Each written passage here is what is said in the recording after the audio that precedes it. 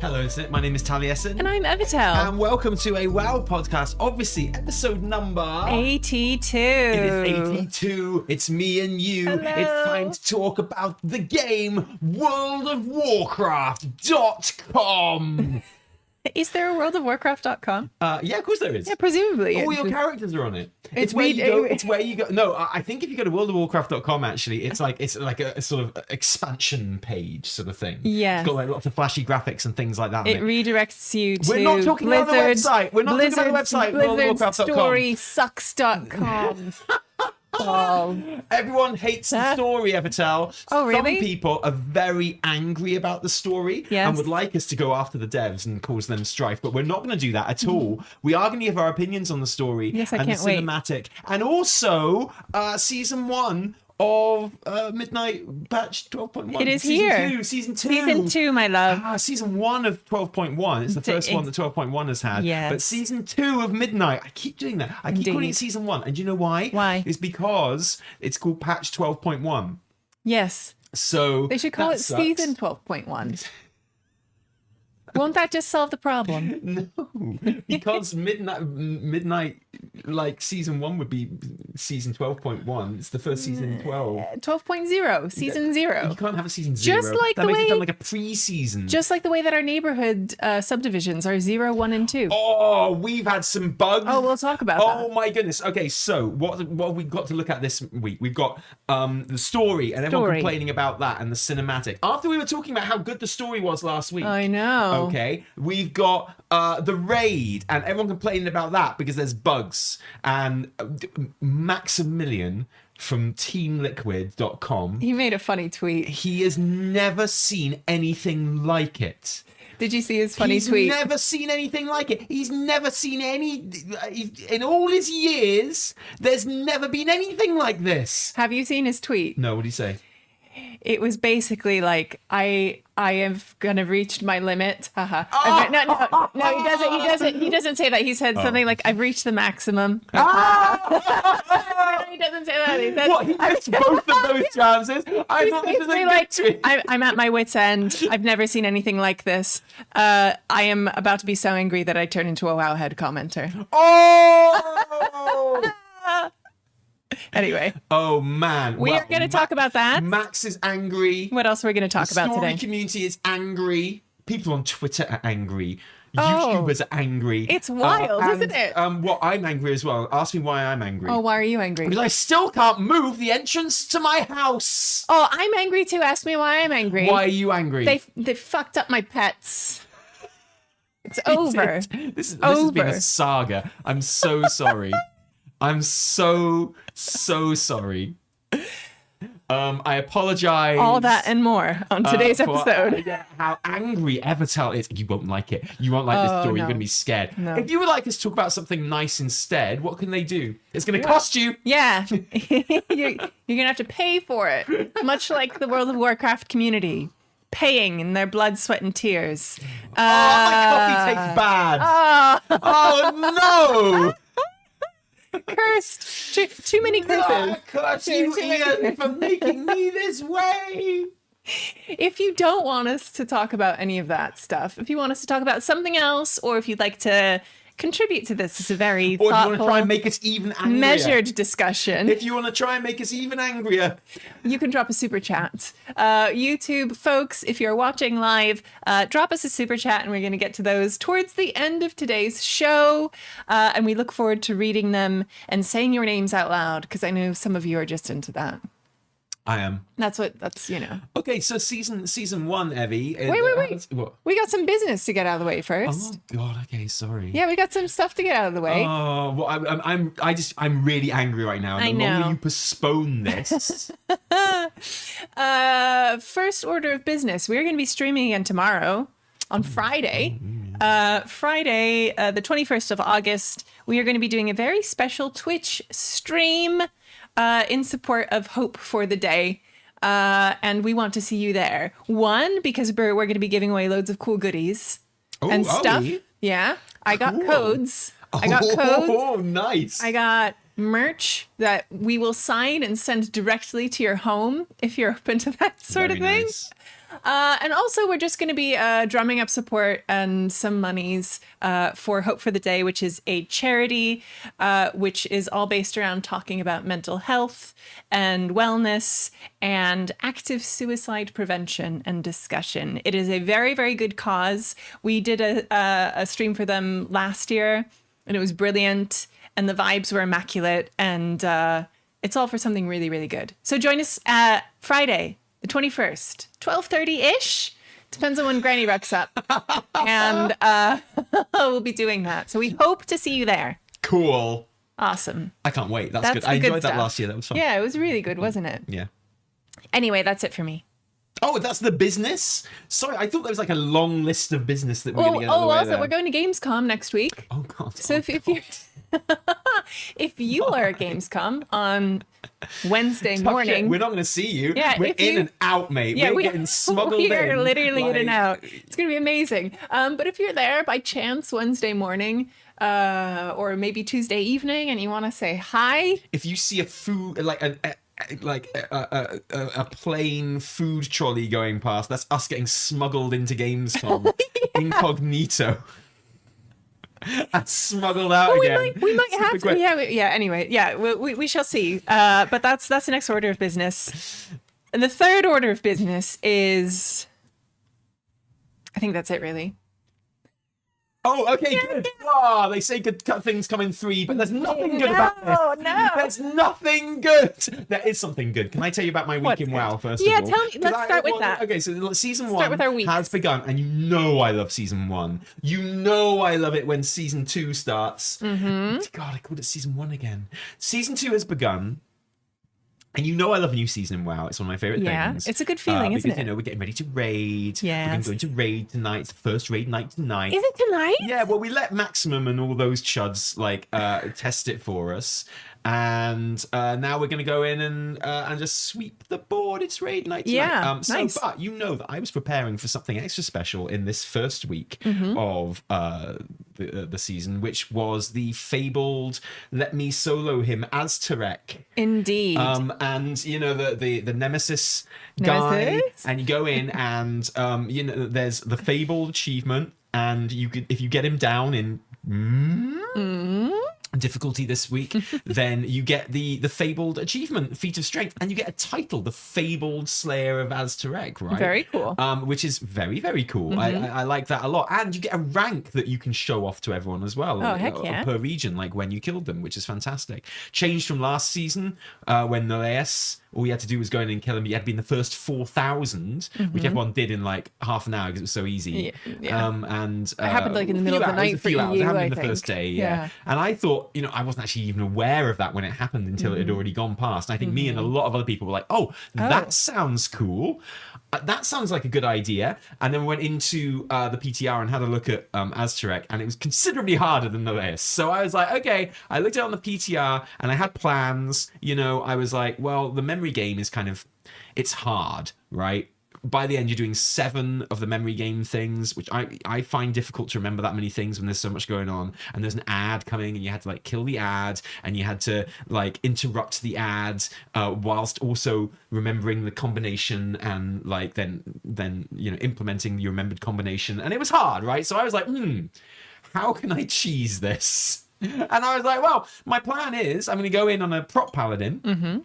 And then I only have to remember like the first 3 or at a push 4 memory game things. Then I just hit all my cooldowns, all my survival cooldowns, and then I can survive the Simon Says game without having to remember all 7 of them or something like that, right? Because that was just a bit out of my reach. So I thought, well, here are my limitations. How do I get away from my limitations? I didn't want to use an add-on for the memory game. No, you were very adamant about that. I just felt like it's the entire mechanic, right? It's the whole thing. Yeah. And, you know, no shade on anyone else if you used a memory game, although I think you should have a different achievement, but no shame at all. Okay. But like, but for me personally, I didn't want to do it, right? The challenge is the memory game and balancing all of that at the same time. The bits between the intermissions are doable. Well, I mean, yeah, they have their own challenge, but they're not the hard bit. Yeah. And so then that introduces a whole other challenge then, if that's what you're doing, where you're a tank now. So, the hard bit is actually DPSing down the boss. Yeah. The ad, sorry, in the Simon Says games. You don't want him alive afterwards because otherwise you're in trouble. And also like everything just takes longer as a tank because you don't have the DPS. You can't make Valera go DPS because she needs to be a healer to like cleanse your thing. And there's just more room for mistakes and losing concentration and stuff like that. So yeah, like that was my tactic. That's the tactic I came up with after seeing it on the PTR. I was like, yeah, I think my tool for this will be Prop Paladin. And, fail safe. I was going to do it as Shadow Priest and have you raid leading me, which we did a little bit on stream and it was fun. It was good. That was fun. But then you went to get your hair cut and it looks beautiful, by the way. Thank you. I didn't actually cut it. It's just a conditioning treatment, but thank you. Lovely. And I did, you know what? When you introduce another person into the Nemesis dynamic, it does create another opportunity for mistakes to happen. Yes. And I actually find it quite hard to see a color, say the word name out in my head, write the the letter down, and then wait, and then again like register the word, color, say it out loud. I genuinely, that's too many steps for me. Well, you only got it wrong once. We only did a couple of falls on it. And then I took off and I was like, good luck, Tally. Yeah. And I was like, well, my raid leader's gone, so I can't do the shadow anymore. So I went back to plan A, which was Prop Paladin. And, I had worked, I prepped. I got Valera up to 80 before the week began. And I had busted my balls getting as many corrosive souls as I could as well. Indeed. So I could unlock 8 of the codex abilities, so I could have 2 of the codex abilities active at one time from the vault, which was kind of the most of the work I was doing last week to prepare for it. So I had 2 abilities in my codex, and that was big because one of them I chose was the one that did it can interrupt. Which is good. There was a couple of occasions where I would have missed the interrupt and the codex ability did it for me. That was a good one to have. Yeah, that was very, really, very really lucky. good. Yeah. But you still want to be doing the interrupt just in case. You can't really rely on it. That's the thing. No. And Ula'tek's gift was the other one I used, which was my plan all along because I just love that big chunk of damage. It happens a lot when you're a Prop Paladin. And so that was it. And I went in and Stream was there and they were giving me a whole bunch of support. And I was 291, I think, so basically wearing season 1 gear. Yeah. And, locked in, concentrated, and my tactics paid off exquisitely. And I got it down in like 10 pulls, I think. I know. And I was absolutely thrilled. I came back from my haircut and then I was sitting downstairs and I opened the laptop. I was like, I'm really get some real work done before I have to go back upstairs and raid lead. And then I heard a woo from upstairs and then I just jumped onto Twitch and saw you'd done it.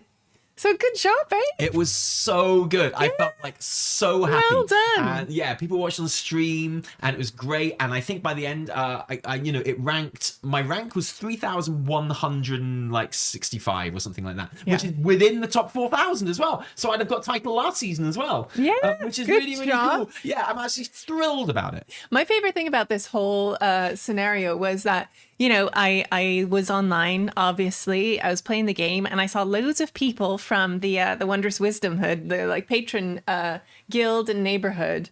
And they were all chit-chatting and everyone was like, yeah, just did Nemesis boss on the highest difficulty. And it was great. And it was streaming in the Discord and stuff. And then everyone was like, I wonder if Tally's done it yet. Well, my plan wasn't to even try it yesterday. My plan was to spend a week getting loads of gear, and gearing up. So I was going in there with the best possible chance, on my Paladin and my Shadow Priest. I was going to be bopping Mythic Plus. I was going to be trying to get as much. You had a whole schedule ahead of you, your training as schedule. I possibly could. Yeah, exactly. And I was like, well, if I have to wait until Tuesday, because reset is on Wednesday in the EU, if I have to wait until the Tuesday before reset, that's what I'll do. And that was my original plan. But it was seeing people in the guild Discord being like, oh, just went in and did it. I was like, oh, holy shit. Now I want to do it. It wasn't like, oh. They know you so well. Oh, if Warden can do it, I can do it. No way, because that dude has got skills I can't even imagine, right? But it did give me a bit of FOMO. And I was a bit like, oh, everyone's doing the thing. Everyone's having fun. And I want to have fun with all the other shit going on. Right, yeah. And I was like, yeah. And so, do you know what? My experience of season 1, so initially, right at the very beginning there, was incredibly positive because I love the Nemesis stuff. And I think, something like the Simon Says game is such a good mechanic, It is, because you can learn how to do it, right? It was brilliant. And I came to the conclusion that I couldn't do it. Mm-hmm. I was like, I don't like this. There's too much going on. I don't want to use an add-on to do it for me. So how can I solve this problem? And it was like, well, I reckon Prop Paladin, Because the problem then is you can't kill the ads in time, but Prop Paladin's got loads of burst kind of potential, and I can change some I can use some lesser used talents, so just really to load in that burst, which doesn't have to happen very often. And I felt like I'd solved a problem, which is what WoW is all about, really. I think, isn't it? And I like that. I like that approach. Absolutely brilliant. I felt so clever and so good. I did it without reading any guides. And I felt like $1 million, honestly. And I know it's only a little thing. I know loads of you probably just smashed it without even trying. There'll be others that are struggling and are dismayed to hear this, and they're like, oh, what am I doing wrong? And and that's kind of the great thing about it, right? It's the closest that WoW has come to Mage Tower since Mage Tower. Yeah, big Mage Tower feels. No, it's but it's the closest we've come. This big solo challenge that you might really struggle on, that as the season goes on you can outgear, and you can find ways of solving the problems, right? You use your tools at your disposal to figure it out, right? And I read a Reddit thread today which was complaining, it's if you're going to have a feat of strength achievement for it, standardize the gear. And go in with standardized gear and put everyone on an even playing field. And it's no, actually, that would part of the fun that I had was the prep. Yeah. Prepping Valera, getting her up to 80, and getting my characters ready and geared up as much as I could in season 1, waiting for the Nemesis to come in season 2, right? And going out there and getting the things and getting my corrosive souls so I can unlock the codex and stuff like that. The preparation is part of the fun, and because it is with an RPG, it's I'm gonna get my character ready, and if you standardized it, you lose all that. And that's it's when people say they want to see the Race to World First happen on Tournament Realms or something, and you're like, no, the prep, one of the reasons Race to World First is so fun and impressive is because how much work goes into getting the characters ready. And it just wouldn't be the same into otherwise. Planning and prepping. With an MMO and an RPG, part of the skill and part of the challenge is the prep and getting the characters ready and the work that goes in before the thing even starts, right? That's always been the case, from attunements and gearing and all the rest of it. And and I love that. So huge success that, I think. The Nemesis delve, well done, Blizz. That was really good. Did you hear that compliment that I just gave you, Blizz? Oh, is that allowed? Is that permitted? Did you hear me saying it was good? It was good.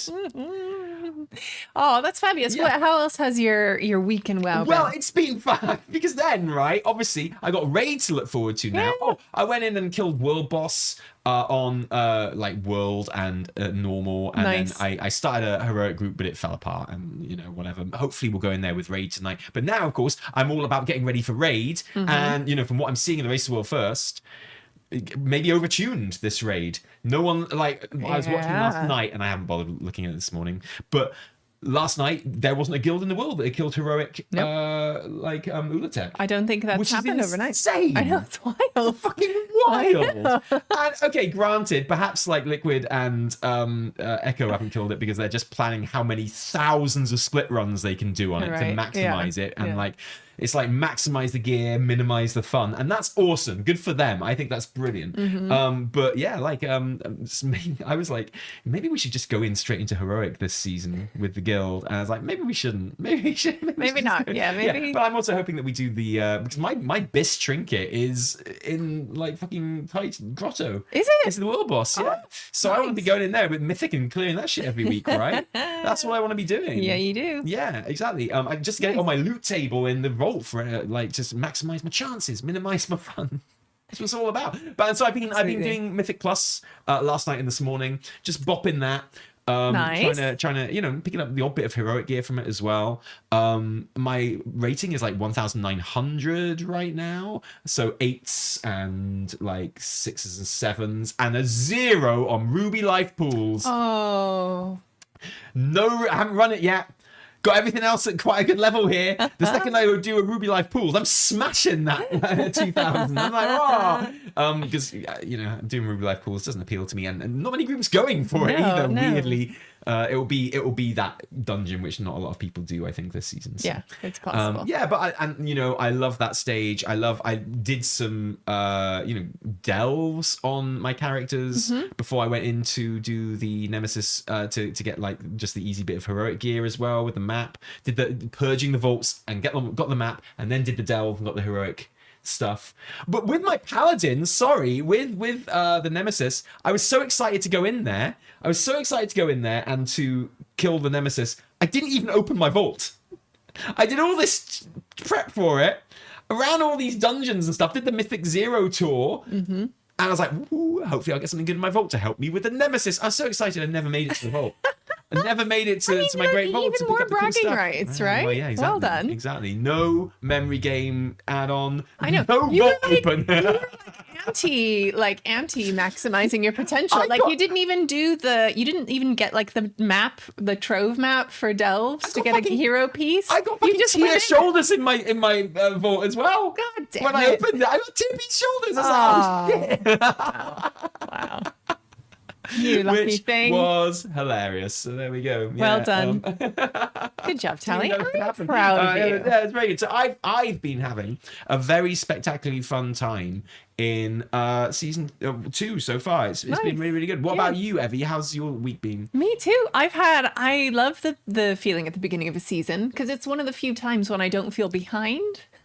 It's it doesn't last long. No, it doesn't. But I like it because everyone's basically on a level playing field, and you're getting into the rhythm of things. And I like the additions to this season. I like the like nightmare mode on Prey. I went out and I did a bit of that. I did a bit of the new kind of basically like coiled isle nightmare mode, which is fine. Did some stuff for Astalor. I enjoyed kind of laying out my plans for myself for this season. I think more so than the first season, and because I just felt more in the rhythm of things. And it was You're preparing for a season, as opposed to a new expansion. Exactly, and there's something that it's a little bit different. There's going to be a bit of story. There's going to be but you're not like bopping through leveling and that. So there's something really nice about kind of. Season 2. I like the season 2 vibes. They feel good. I was in, doing my coiled isle stuff, which feels fine. It feels okay. I'm doing a bit of cursed fishing here and there. I'm fishing. I don't even know how to start cursed fishing. Fishing. It's not there for me. I don't know what to do. Have you gone to you need to speak to Captain Tucker, and then you need to go to the little island that's like right in the middle. Why would I go that's to the close to the Tidebound Grotto, I think. But you have to go there and talk to his crew, and you have to. Anyway, I have not done that. You clearly have not. Just literally keep doing the quest chain, and you'll get there. Has it got a shield around the exclamation marks? I don't recall. No, I haven't. Probably not. It. Then you haven't done it. No, I went through clearing my map of all exclamation marks, just doing all side quests. That's really good. The side quests good? Loved. I'm kind of saving them in a way. I loved a lot of the side quests. I thought they were really, really good, and I feel like they, always, they enhance the main storyline. Oh, of course. They really add something to it, and we can talk about. I will talk more about those later when we talk a bit more about the story that has happened. I really enjoyed that. Speaking of the Tidebound Grotto, I love how it's there, and I love how you click the little eye to queue up, and it shows you the list. And I saw one that was like competitive, and I was like, hell yeah! I've done. I did the world difficulty last week, and I was like, yeah. It's kind of competitive, not even listing what difficulty it is. Auto accepts everyone. And it was wait. I would be very suspicious of such a non-discriminatory group. I'm like, yeah, we're going like putting this mythic team together. Anyone who applies, they can be in. So yeah. It's fine. I auto accept, and I was like, cool, hell yeah, we're rolling. And I'm so suspicious of this group. I cannot wait to hear how this goes. Yeah. So what you were saying is you're world first, right? Well, and we went in there, and it was Mythic. It was fucking Mythic. On Mythic difficulty, but no one's saying anything. It's just like a full raid group. It was like, ooh, Mythic flex, great. Oh no, full raid group. On Mythic difficulty, like. Chat is silent. What, full 30 people in there? Yeah. Like... Chat is or 25, I think. And it's like chat is completely silent. And I'm like, is anyone gonna say anything? Everyone, no. Do you know why? Because everyone is like, oh shit, this is Mythic. This could be it. I just got into a Mythic group. Am I about to kill Mythic time? Okay, I think I can get away with this. All of these absolute ballers, certified Mythic killers. Okay, they're about to carry me. Literally, everyone in that group was thinking the exact same thing. It's like, I'm about to get carried to Mythic by these ballers. The feeling was great, and it was like there's just kind of silence, and then like people are setting down. Well, right. There are the two kind of mobs that you have to get down before you actually start. And like, we're hitting them and they're on like 99, 98. And I was like, shit. I was like, whoa. But listen, still, not a word, not a no one's saying anything. And everyone's just like, okay, it's going to take about like 5 minutes to get these mobs down. We're all alive. We did, and we were all alive. And then like, okay, they were down, and everyone's like, okay. People are putting down like food, buffs, this is it, lads. Stones.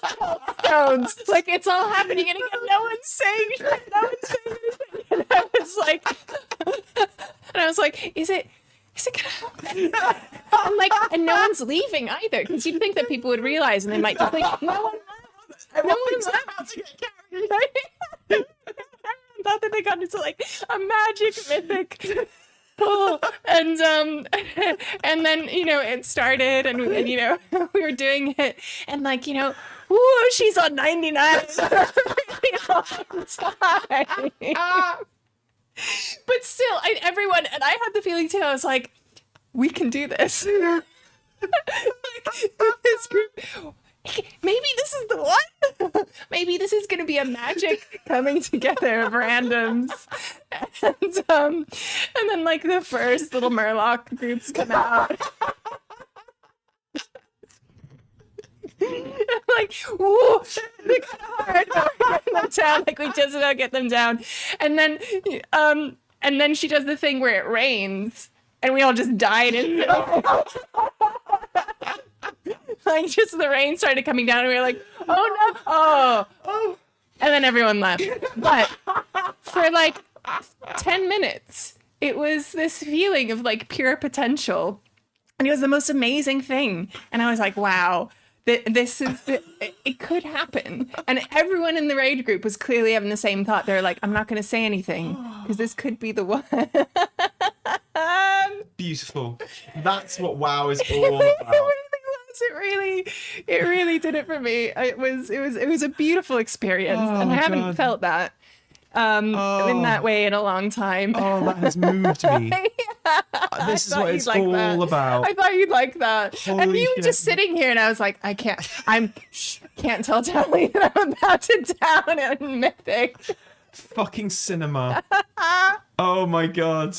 That's so beautiful. So after that, and everyone just mass left. And again, like without a word. Carried? No, I'm not. Okay, no, everyone here is like me. Oh no. Yeah. So yeah, we then I went and I just joined a normal group, and I did normal, and it felt good. However, we went in on normal, and here's the thing: we're all in there, and everyone's like, what difficulty is this? And someone's like, it's Mythic. And then there is a whole and I was like, wait, what's going on? What's going on? What's happening? But no, it was normal. Oh my god. And we got through it, and it was fine. It was fun. I really enjoyed it. We got through normal, and then I was like, maybe heroic, maybe not a pug, maybe not a pug for heroic. Sure. So I loved that. That was just like a moment of magic for me. Wow, that's oh my god, I can't top that this week. That's incredible. It was incredible. The feelings it gave me, I was like, this could be it. I could really like make a name for myself.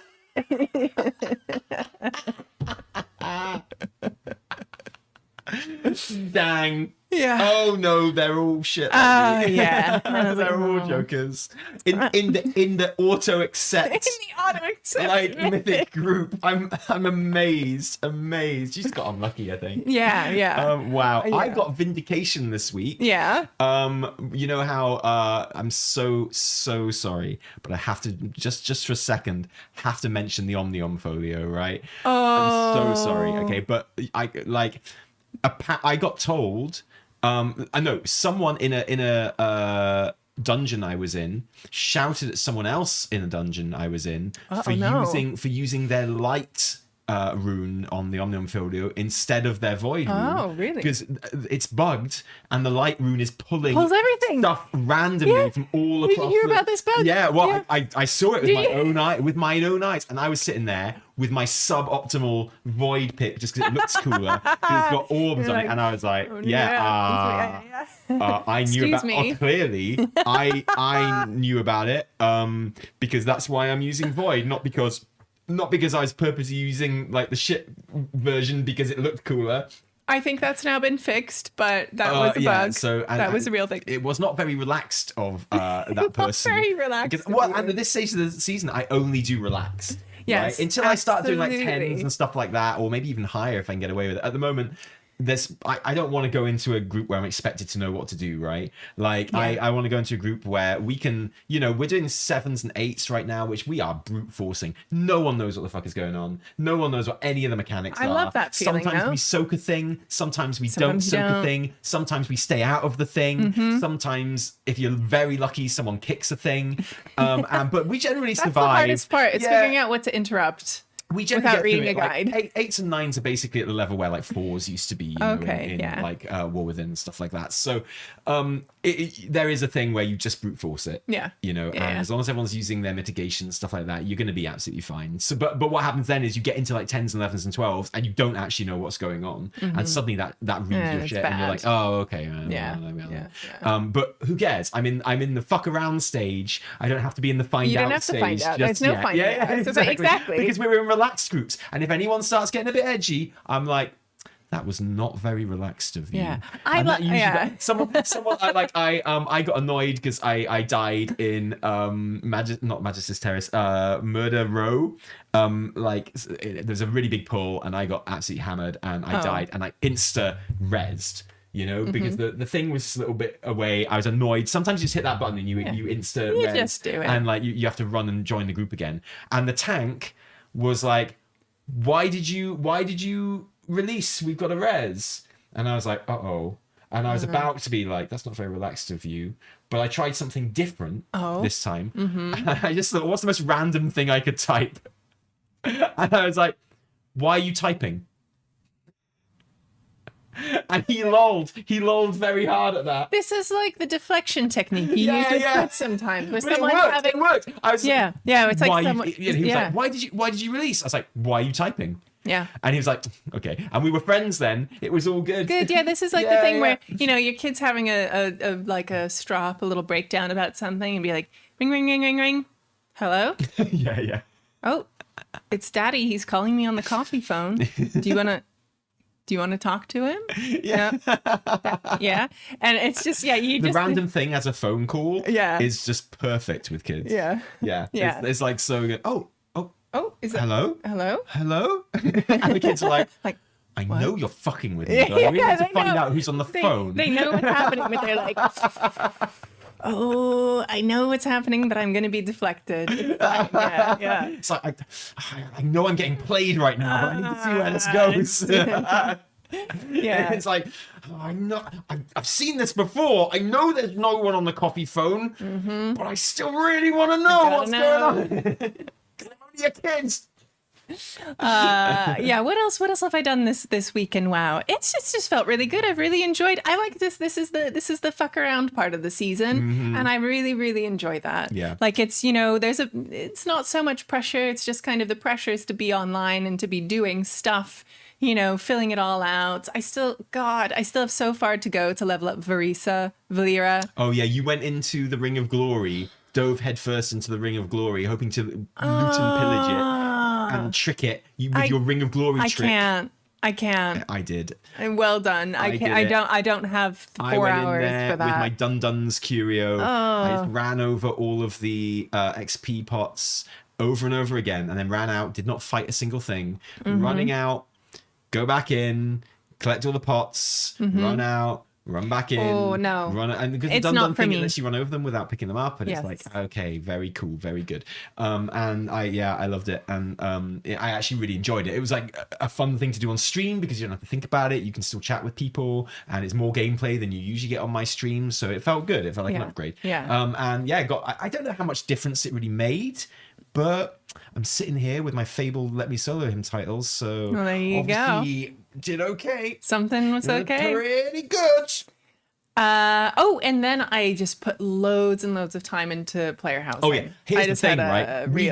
We just had a weird kind of couple of days where we both unspoken decided not to do any work. That's not and just true. Play on our house. You say that. I'm doing so much shit all the time. We are, but we also spent about 5 hours doing housing. Yeah, but which I should have spent doing. I know I should have spent it doing other stuff. But sometimes you just have to fall down the hole to get back out of it. Despite the fact that I cannot yet move the entrance to my house. Oh, I know. Which is like the main thing I was looking forward to this season. I know. Oh, whoops, sorry. I pressed the button on my keyboard and unmuted the stream. So, I mean, I was looking forward to that, but all the Westfall decor, holy shit. Yes. And just the extra, space we've got with the extra levels and stuff now. And, oh my God, and all the Armani shit you're getting as well at the moment. And there's some really good stuff coming through, except for the fact that the Wondrous Wisdom Hood, our neighborhood, our EU patron neighborhood, was bugged.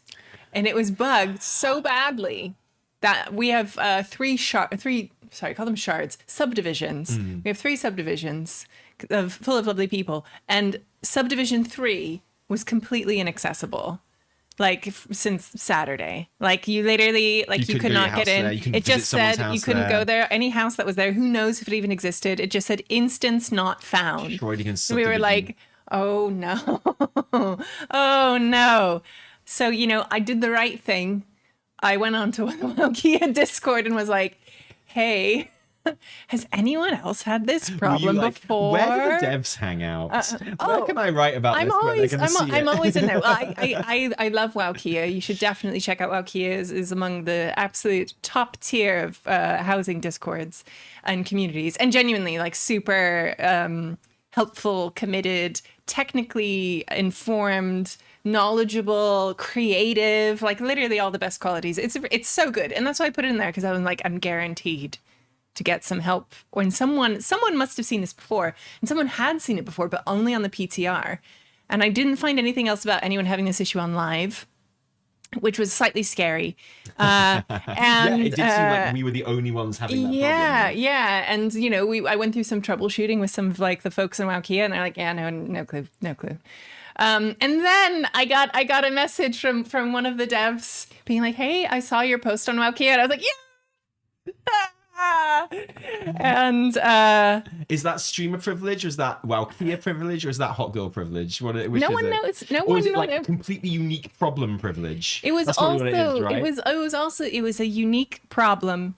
And long story short, the unique problem has been solved. The issue has been solved, and it was brilliant. Yeah, it's all good now. Everyone's back in there. Everyone's back in there. Yeah, Subdivision 3 is alive and kicking. Our individual problem has been solved, and then also there will be a bug fix going out in the next week or 2, just in case anyone else gets the same problem. Did they tell you what it was and what caused it? I love it when devs explain why a thing fucked up. Me too, but I didn't feel like, hey, will you explain to me the unknowledgeable pleb? Can you just lay it out for me? And tell me exactly, like I didn't feel like it. Yeah. I didn't feel like it was the right thing to do, but I just appreciate it. I was just like, thanks. So everyone's all good. So that's all good now. Yay. Hooray. That was happening this week. And and then otherwise it's just been, I have to say, all in all, I've had a really good time this week, just being in WoW, playing a lot of WoW, probably too much WoW. Do you know that thing where you go to bed at like 2 or 3 in the morning and like no, I don't your eyeballs are just kind of vibrating behind? And I'm like, I'm closing my eyes now. Yeah. Like my eyelids are shut, but like you're just like vibrating. And I'm like, I think I've overdone it a little bit. Yeah, maybe. I'm I say this as someone who's, I have to play a lot of WoW. It's my job, but still I felt like, might be a bit much this week. Well, thank you for sorting out the neighborhood. And you built a new house as well, didn't you? Which was quite nice. Thank you. Yeah. I've zhuzhed up the exterior, which was fun to make it look kind of like a crumbling kind of like outpost. And now that my Alliance exterior is all good, now I need to move on to my Horde exterior, give that some love. Then, see, I have a thing where my exteriors need to be good before the interiors can happen at all. Oh, I had the same thing. It doesn't feel right doing an interior and then that without a nice shiny package. So that's my plan next, is to get some interiors going, invite some of the peeps around, have a nice chill time, and that's my plan. Yeah. Fantastic. Yeah, so it's been my week. And I've done the same thing. I've just been like bopping the inside of my interior, placing pets.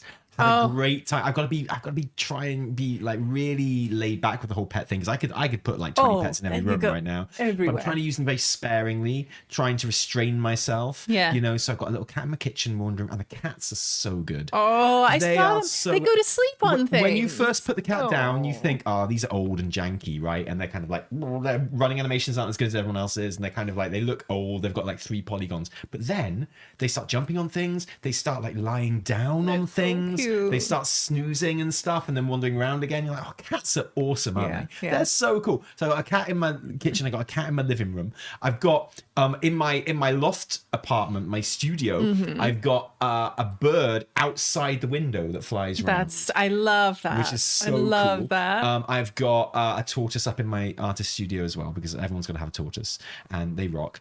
And then, I've got another window that you look out, and it's kind of open. It's ajar, that window, and you look out, and there's a nest on one of the branches, like far away, that you can see in the distance. And there's a Poro, the kind of parakeet thing. He's in that nest, just hanging out, because he's one of the few birds pets that doesn't fly on the spot. If you have him, he'll just stand there, kind of looking around. Don't forget Pepe. Whatever, man. I love Pepe, but not Pepe slander. Well, maybe. And everyone's like, you should on my podcast. Everyone's like, you should have a hippo. You have a hippo in there, and I'm like, yeah, but at the moment, my house is quite naturalistic, and the pets are quite naturalistic. Okay, fine. You're right. Pepe's a bit too. Like, it's why I don't. Okay. Obviously, the first thing I did was fill my living rooms with as many Khadgar heads as I could possibly muster. Well, I just 69 Khadgar heads.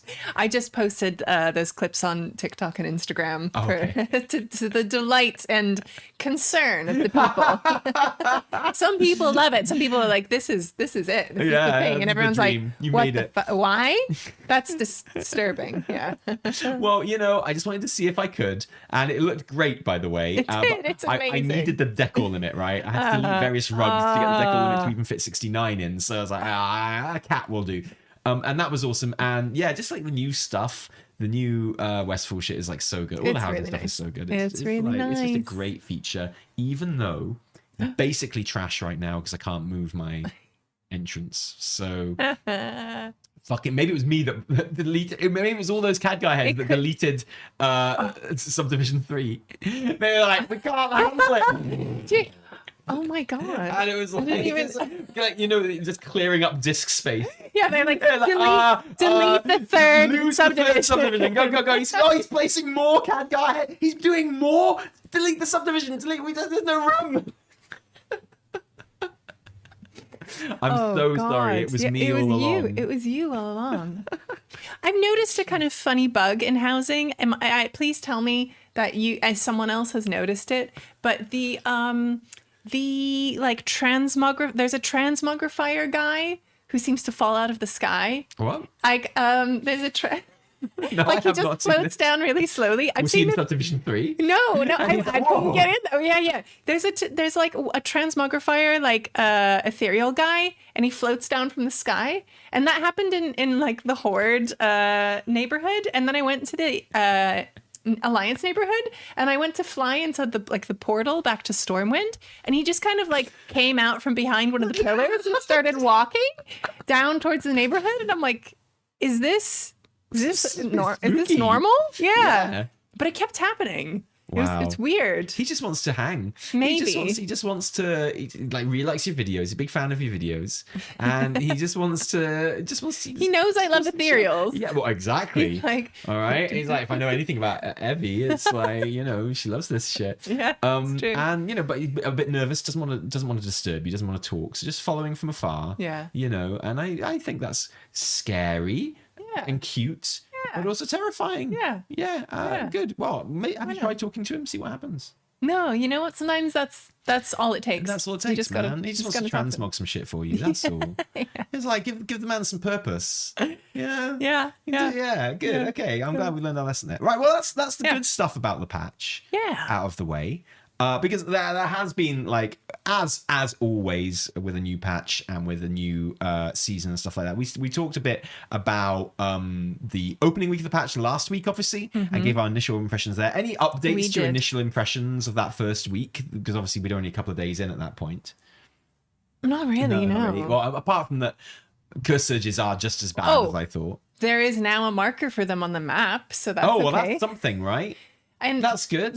I think that's nice. Yeah, I mean that kind of fixes it for me because they pop up. You just go and they're on the map. Yeah, but you gotta get there so quickly. Yeah, like you get there so quickly. You just let it. This is why you play a hunter. Know where they are in advance. So you just do like one auto shot to the boss as soon as you enter range before it's down, and it's like, oh, thank God I made it. No, but you gotta look it up on your little like timer thing on the map. You've got to look it up on Wowhead where that shit's gonna be if you can't remember. Yeah. And then you got to be there, man, and you got to do it. You do got to be there. Oh, but they have reduced the requirements of the achievement from 300 to 150 curse surges. Just like I said on stream when people first came on, being like, "Oh my God!" You remember Miss GM first did his tweet like it's going to take you 295 hours or something like that, and people were like, "Tally, have you heard?" And I was like, "Ain't no way that's staying at 300. Ain't no way at all." Absolutely not. But of course it will tally. It didn't. No. They halved it. 150 is still enough. 150 is still a lot of curse surges, right? But, over the course of it's meant to be one of those ones. Have it again, and then you're good. It's meant to be one of those ones, which is, I don't think they'll halve the number again, but what they might do is increase the rate of curse surges. Or something. Yeah, like in points, 2 or something like that. Yeah. But and that's just fingers crossed it's not on the meta achievement for... Oh, God. For I didn't even think of that. But it's one of those things where you do a couple of week or whatever, a couple of one a day when it's up. You'll get there by the end of the expansion. It's an expansion long thing, right?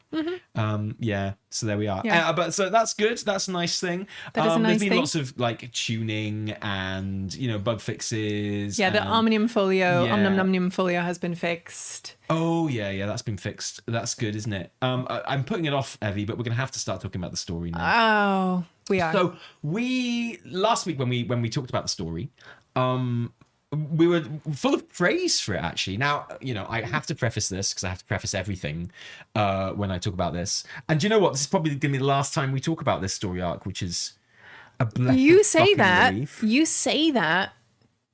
But I don't think so. Oh, I don't can't think wait it's to over. find out why. So...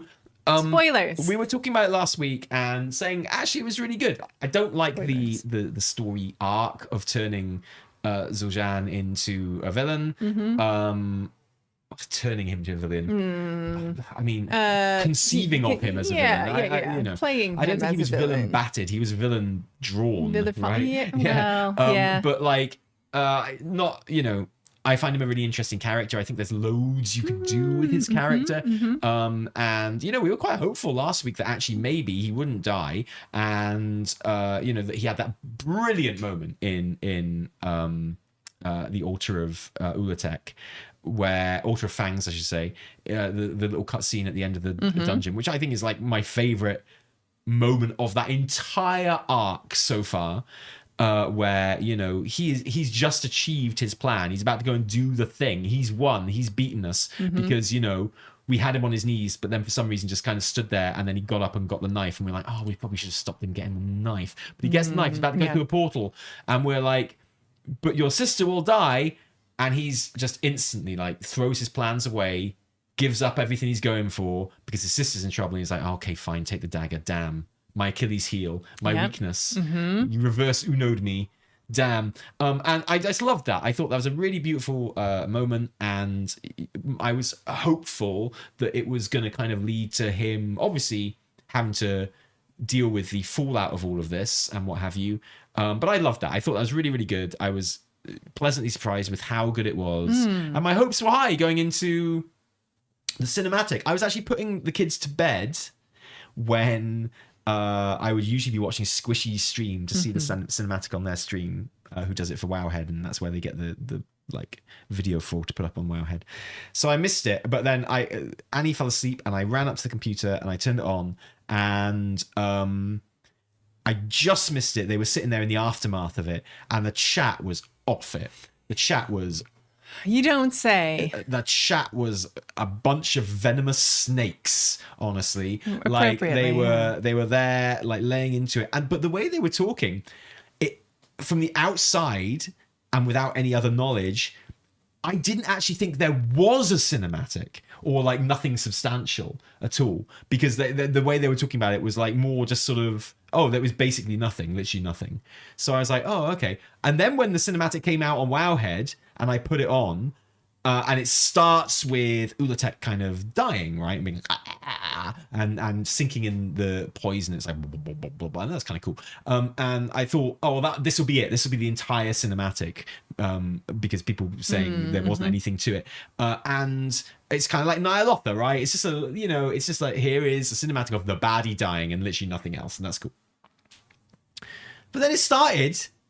Then there's this whole scene with Zul'jin and Zul'jara, and my initial reaction was like, "Oh, this is great," because my expectations were so low, because everyone was like, "Oh, there's basically no cinematic. There's nothing. It's shit." So when you got this whole scene between Zul'jara and Zul'jin, it was so like anti what I'd heard about just the whole setup of the thing. I was like, oh, this is really great, and the cinematic is stunning. It's like really beautiful. The animation in it is fantastic. Like Zul'jin, another reason why it'd be so good to have Zul'jin sticking around is his voice actor absolutely oh my fucks. God, he rules. Like, so I think both of them do. Zul'jin and Zul'jara's voice actors are both really, really strong. Like, since BFA, whoever is in charge of casting and also directing Trolls specifically deserves an award, because like all the Troll voice actors are fucking brilliant. They are all knocking it out of the park with every performance they give. They really commit to it.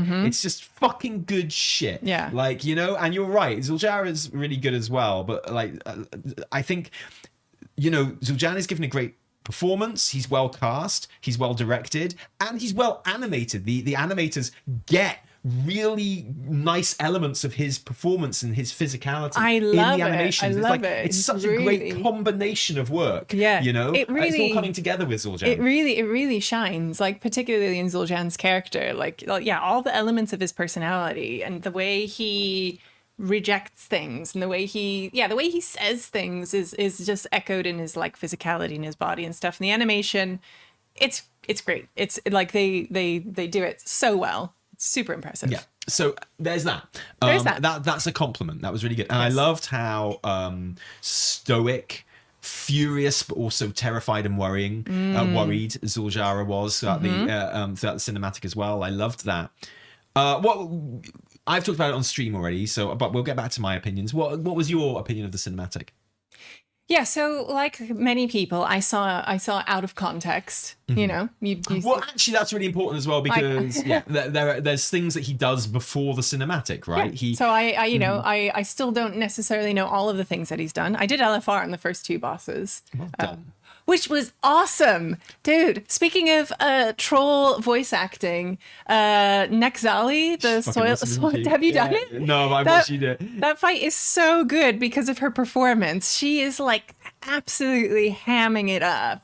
It's really, really good. And she's really nasty to you. And she's really mean to you. And she's like talking about how she's going to summon. And like she has this kind of insane devotion to Ula'tek and is like screaming Ula'tek's name. Like I loved that fight.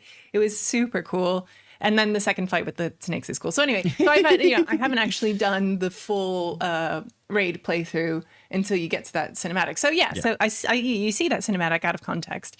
And purely as a kind of like with a contained moment between Zul'jin and Zul'jara, like I found it really touching. I was like, oh, this is it's really beautifully executed. I love, like you said, like Zul'jara, her expressions, which people have commented on this as being somehow a negative thing or a kind of cold, unfeeling. I loved Zul'jara's expressions because she didn't have that little like wrinkled eyebrows, like, oh no face that video game characters get when they're sad. They didn't get the like, oh, my brother's dying face. Like she looked, like you say, furious.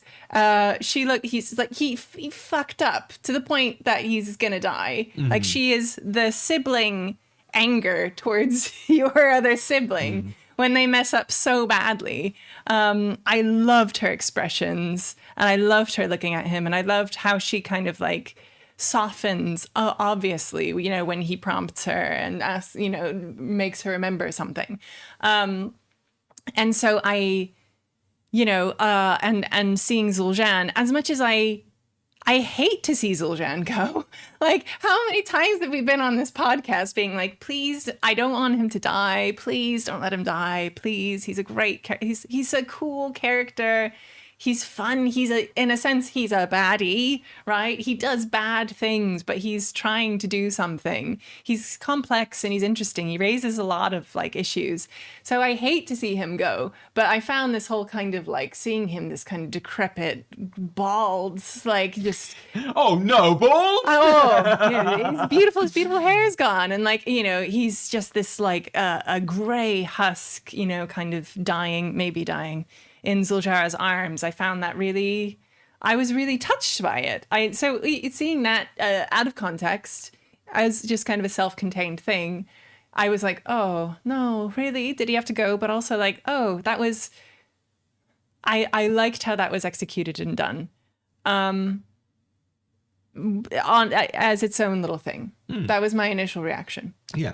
I mean, like, I don't hate its purpose and reason within the arc of the story as much as a lot of people seem to. Like, it's my least favorite part of the 2.1 story, put it that way. I feel like the 12.1 story has been really, really good.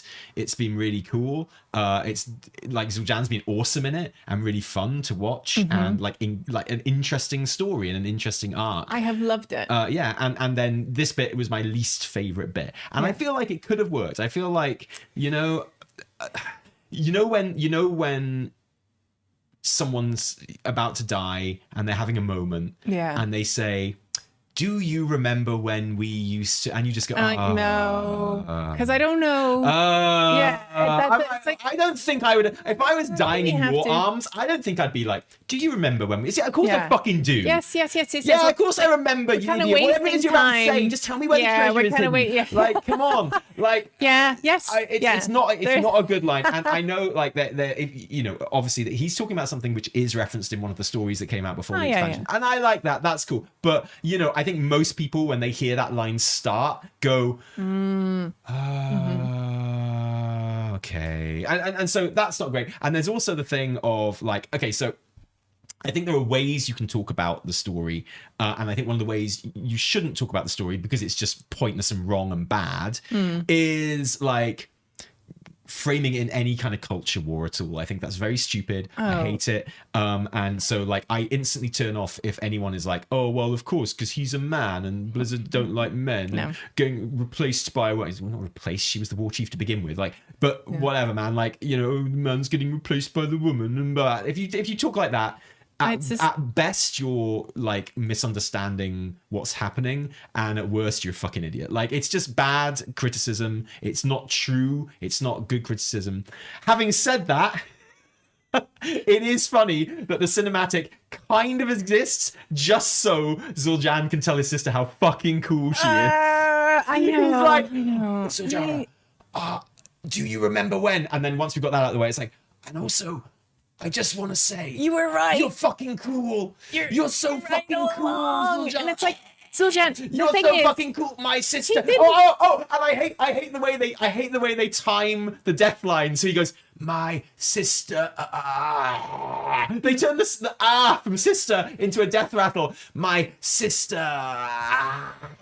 The thing is, I'm with you in that, like, we understand that Zul'jin was wrong and understands that he's wrong without him necessarily saying those things out loud, right? Like, he didn't actually have to be exactly, like, you know, like, I understand the context of the, he is paying the price, he is dying, and I understand that he gets it. Like, he doesn't have to be like, you were right, Tally, you were right all along. He's already said it in the raid.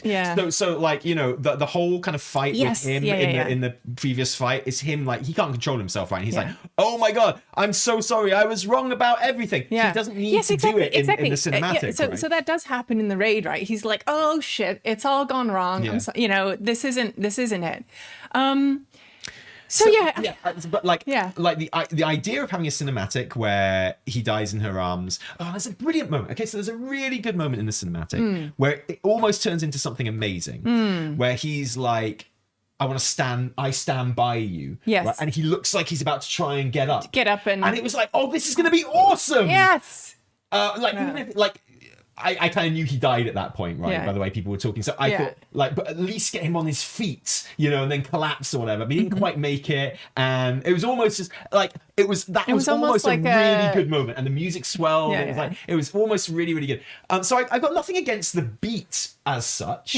Because that's the story they want to tell. Fine, whatever. Like, you know, I would rather they did something else. But fine. Let's judge the story on its own terms. But like, I've got no problem with the cinematic being there and being what it was about. But I felt it got kind of stuck in some tropey. It got a little schmaltzy. It got a little schmaltzy. I just turn off when I hear, do you remember when we used to? Always. Do you? It's just not a great line, is it? I know. And you know, they like, one thing Blizz Cinematics is usually very good at is absolute fucking zingers.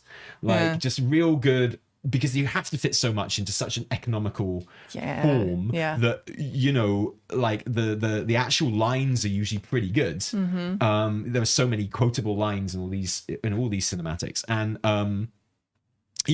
that one I was just like, for me personally, and this is subjective, right? I'm not trying to give some objective judgment on it, okay? Because I don't think such a thing exists.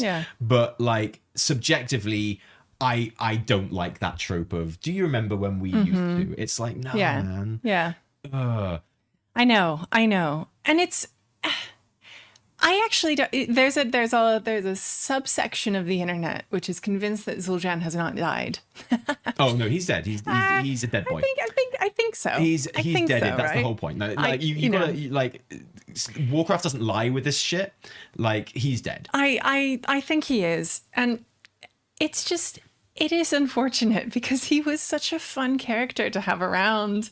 You know, I really liked having him about. I liked the tension that was kind of between him and Zul'jin. And so here's the thing. I like how, you know, a lot of the theme of Zul'Aman and a lot of the trolls, there are loads of these like brother and sister storylines. You know, obviously this one being a big one. Nick Zally also like murders her brother, right? In order to kind of push forward her cause.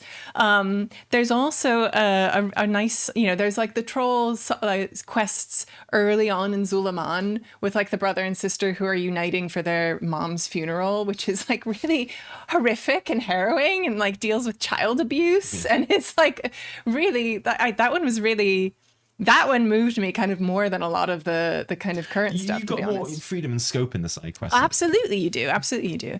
And then there's another side quest that happens on the Coiled Isle when you're with like these like guys, soldiers, call each other brothers. You may or may not be brothers, but like, going out and dealing with like having PTSD and losing their brothers, their family. And then, it's really there, this is a kind of through line of like the last couple of patches and like particularly in the troll stuff. So, having this Zul'Jan and Zul'Jara storyline, I have found it interesting personally. I think it's quite neat, and how it presents these two kind of impulses, right? Zul'Jara siding with the Loa, Zul'Jan looking back, still thinking about his people. He wants to do everything for the Amani, but kind of not as mindful of the human or troll cost of things. I feel like this maybe wasn't like the best way to end his story. Okay, so let me there's a couple of comments in here which people haven't even paid for, but I want to address because I see them popping up, right? Oh, okay. Do we have to? Solemn Demise is a cunt. It's exceptional how much you twist yourself into knots to critique your friend's work. I mean, we're sitting here saying we don't like it. Just because we're not being fucking assholes about it. Yeah. Like, just because we're not on Twitter saying they should fire the entire dev. Metzen should cull the dev team, the writing teams. Like, Metzen's in charge of the fucking writing team. I know. Like, Jesus Christ. I know. Like, I mean, and this is exactly what I mean, dude. It's like, I know.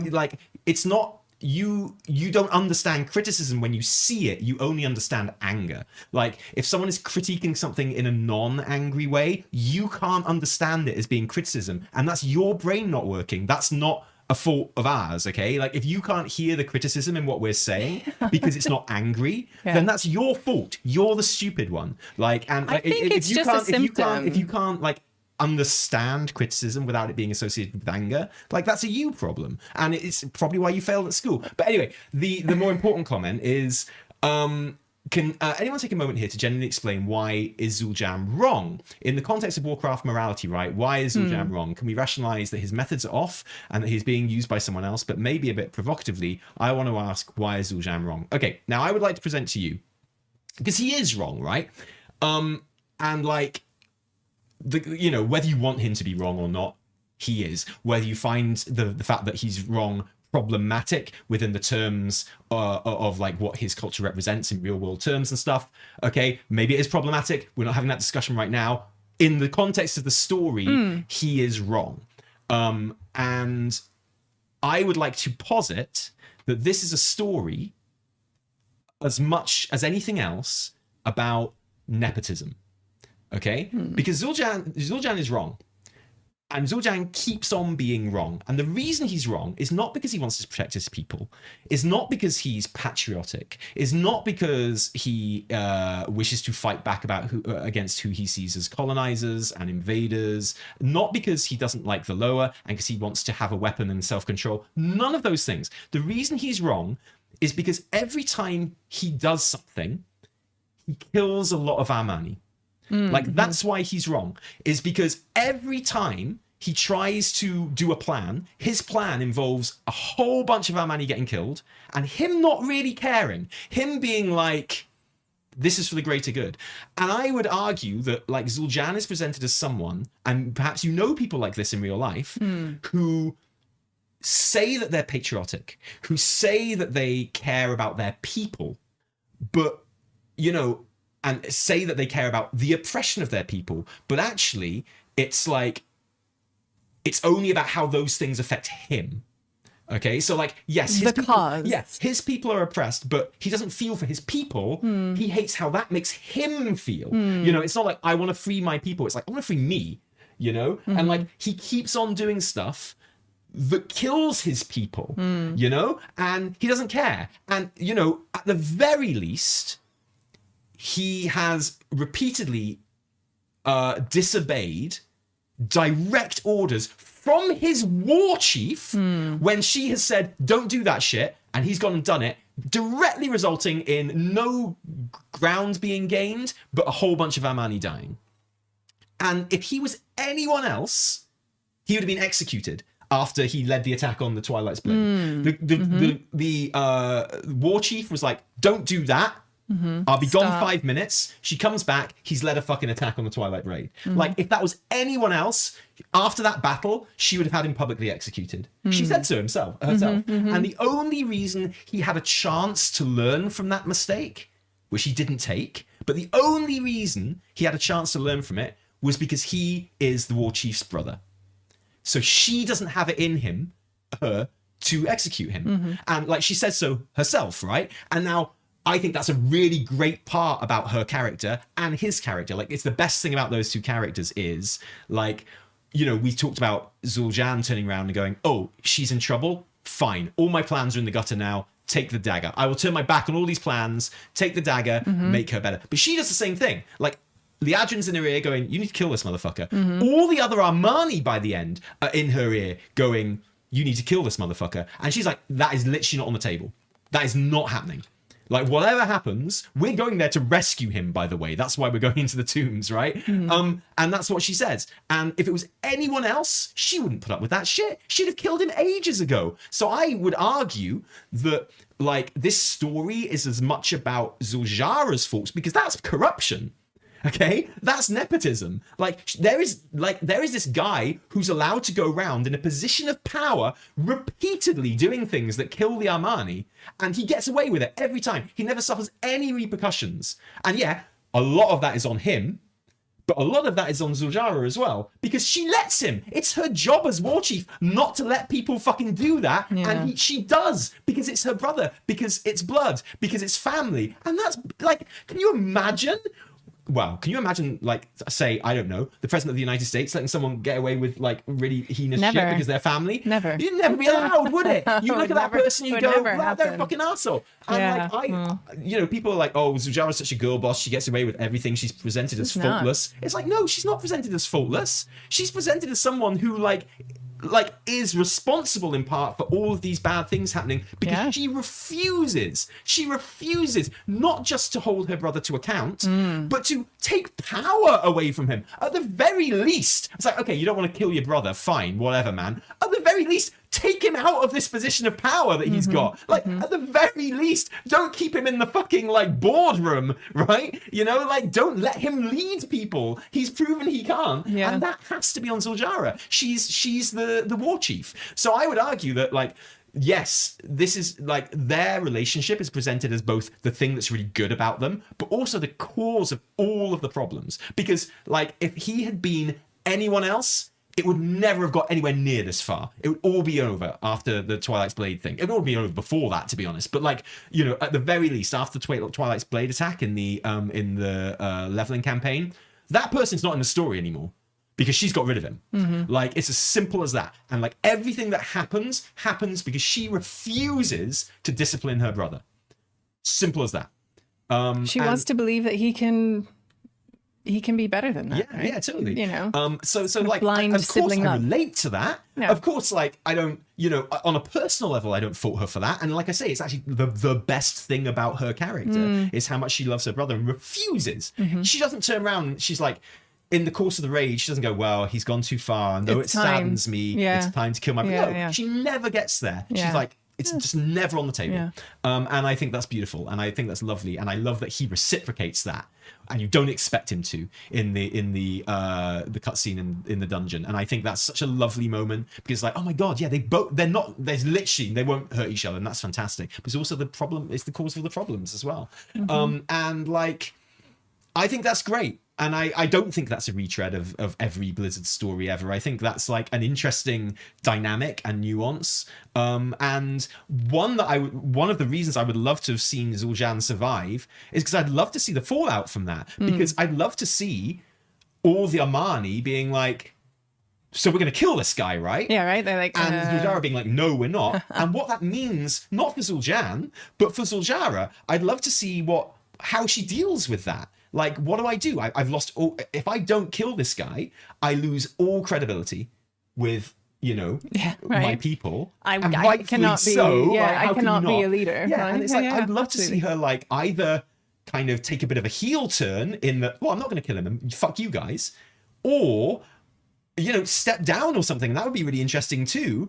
And like show real dedication to that cause. It's like, well, you're right. I should kill my brother as war chief, which is why I'm not going to be war chief anymore, or something like that. And like,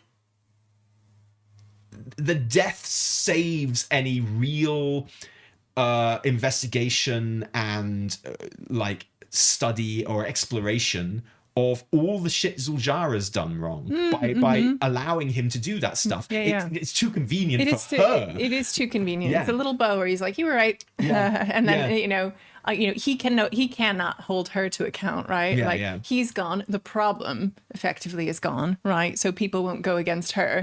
Yeah, I see what you mean there. Definitely. Yeah. So I mean, so this is the kind of thing that I actually really like and enjoy. This kind of like, what if lore discussion, speculation, like what is the role of both of these characters and talking about the Amanian stuff, like this I really, really enjoy. And I understand that people are going to be like, some people who are just like troll stans are like, this sucks. Like, we just had another really cool troll character being killed. Like, this happens all of the time. It's kind of annoying. Like, if I had to pick anyone to die, it maybe would just be Eretor. Like, could it just have been Eretor? Can you imagine? Because that's the thing. Like, please, I see so many fucking Reddit comments. If I had to choose, I see so many Reddit comments which are like, well, of course Zul'jin died. He's the man, and like the man always dies because Blizzard hate men. It's like, bitch. The main character of this expansion, if there is one, is a blonde, blue-eyed man. And not only that, like the biggest Gary Stew you've ever seen in your entire fucking life. Yeah. Like the lead character of this entire expansion is a blonde, blue-eyed dude who's done fucking nothing, but for some reason is amazing at everything. Because of his parents. He's the one that sees through all the shit. He's the one that comes up with an amazing plan. Yeah. He somehow, for some fucking reason, is allowed to lead the attack. Mind you, if I was Lorthamar, I'd be like, yeah, you can lead the certain death attack as well. Actually, Arator, go for it. Son. Like, like all the whole kind of culture war shit of, Blizzard hates men. They kill off all the men or make them buffoons or whatever. It's like, no, because they've made this complete Gary Stew who's at the center of everything in this expansion, who can't put a foot wrong, who's like a magic elf man. He's blonde, he's got blue eyes, he's fucking baller. Yeah. And it's like, oh, well, yeah, if you ignore him, though. Well, you can't ignore him. It's part of the argument. Like, yeah, you're right. If you ignore the fucking blonde, blue-eyed guy who's, like, amazing and beautiful. Okay, he's golden eyes, but I think that's the elf equivalent. Yeah. And, like, yeah, if you ignore him, you're right, I guess. And, it's like... And let's be real here. Who has not felt just even a twinge of relief not having to follow Illyria's story for a little while? Yeah, me too, God. Like, I was so happy when I thought she died. I know, like, who has not felt like, come on, like this patch, people are like, oh, this patch is shit, this is rubbish, all this troll stuff. It's like, come on, tell me you're not relieved to have a little break from Illyria and stuff. Yeah. I mean, and yeah, so this is the thing, like, this is always going to spark this discussion, should this have happened? Did I like this? Did I not like this? And that's totally valid and cool and fine. Like, God, like, please go off and enjoy these discussions.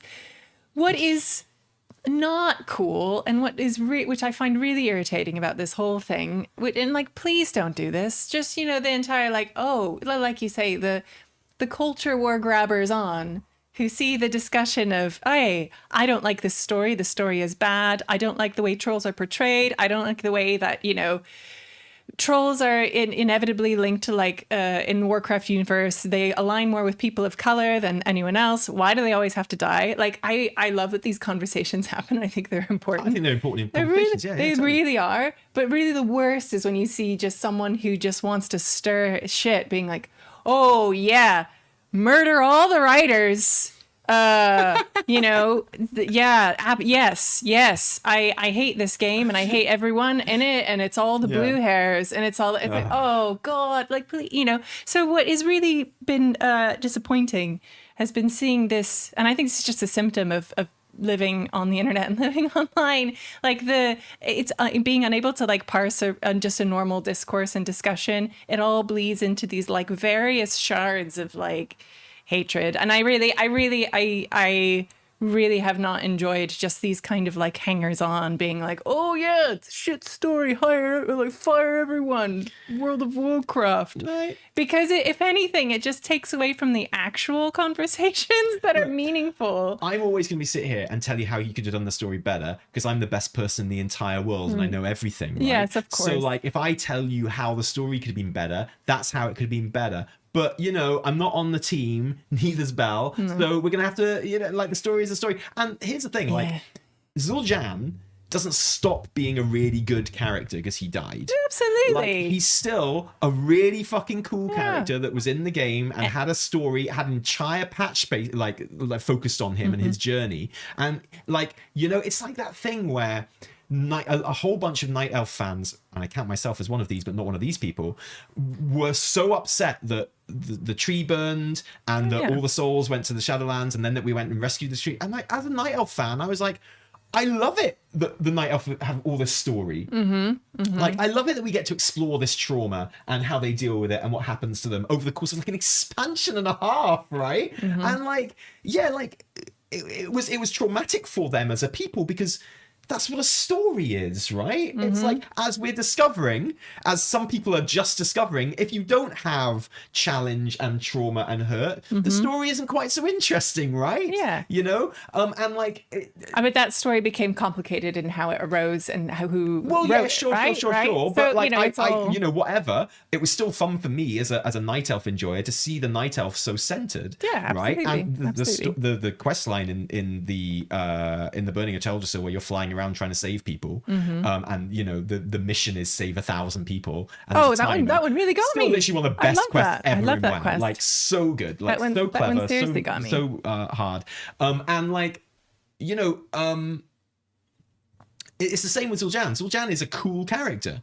He's a great character, and he doesn't stop being a cool, great character because he died.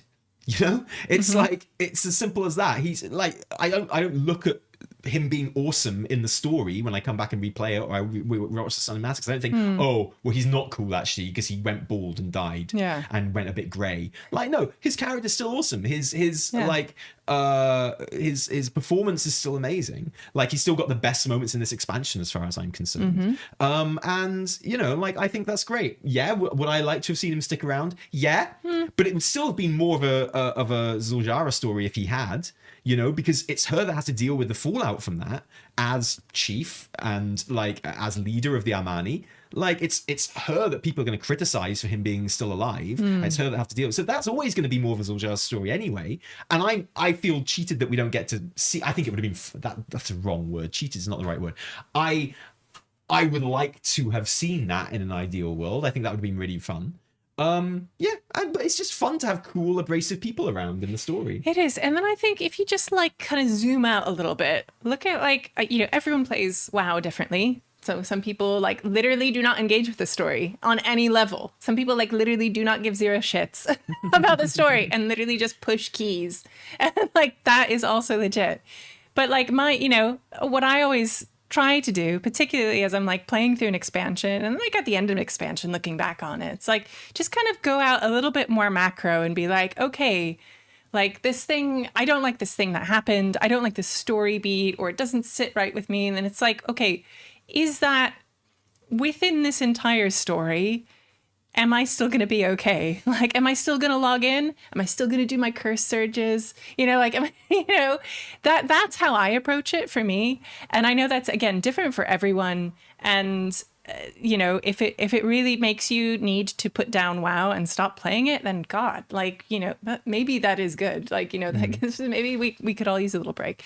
But like, you know, when stuff like this happens, it's like, okay, and how is it going to feel? How am I going to feel when I have this cinematic after playing through a kick-ass raid, which feels good, which I like pressing buttons in, which I'm playing a class which is like, it's marksmanship, yeah, it's fine. You know, I'm still dealing with it. It's okay. It's like, you know, and this is just a patch.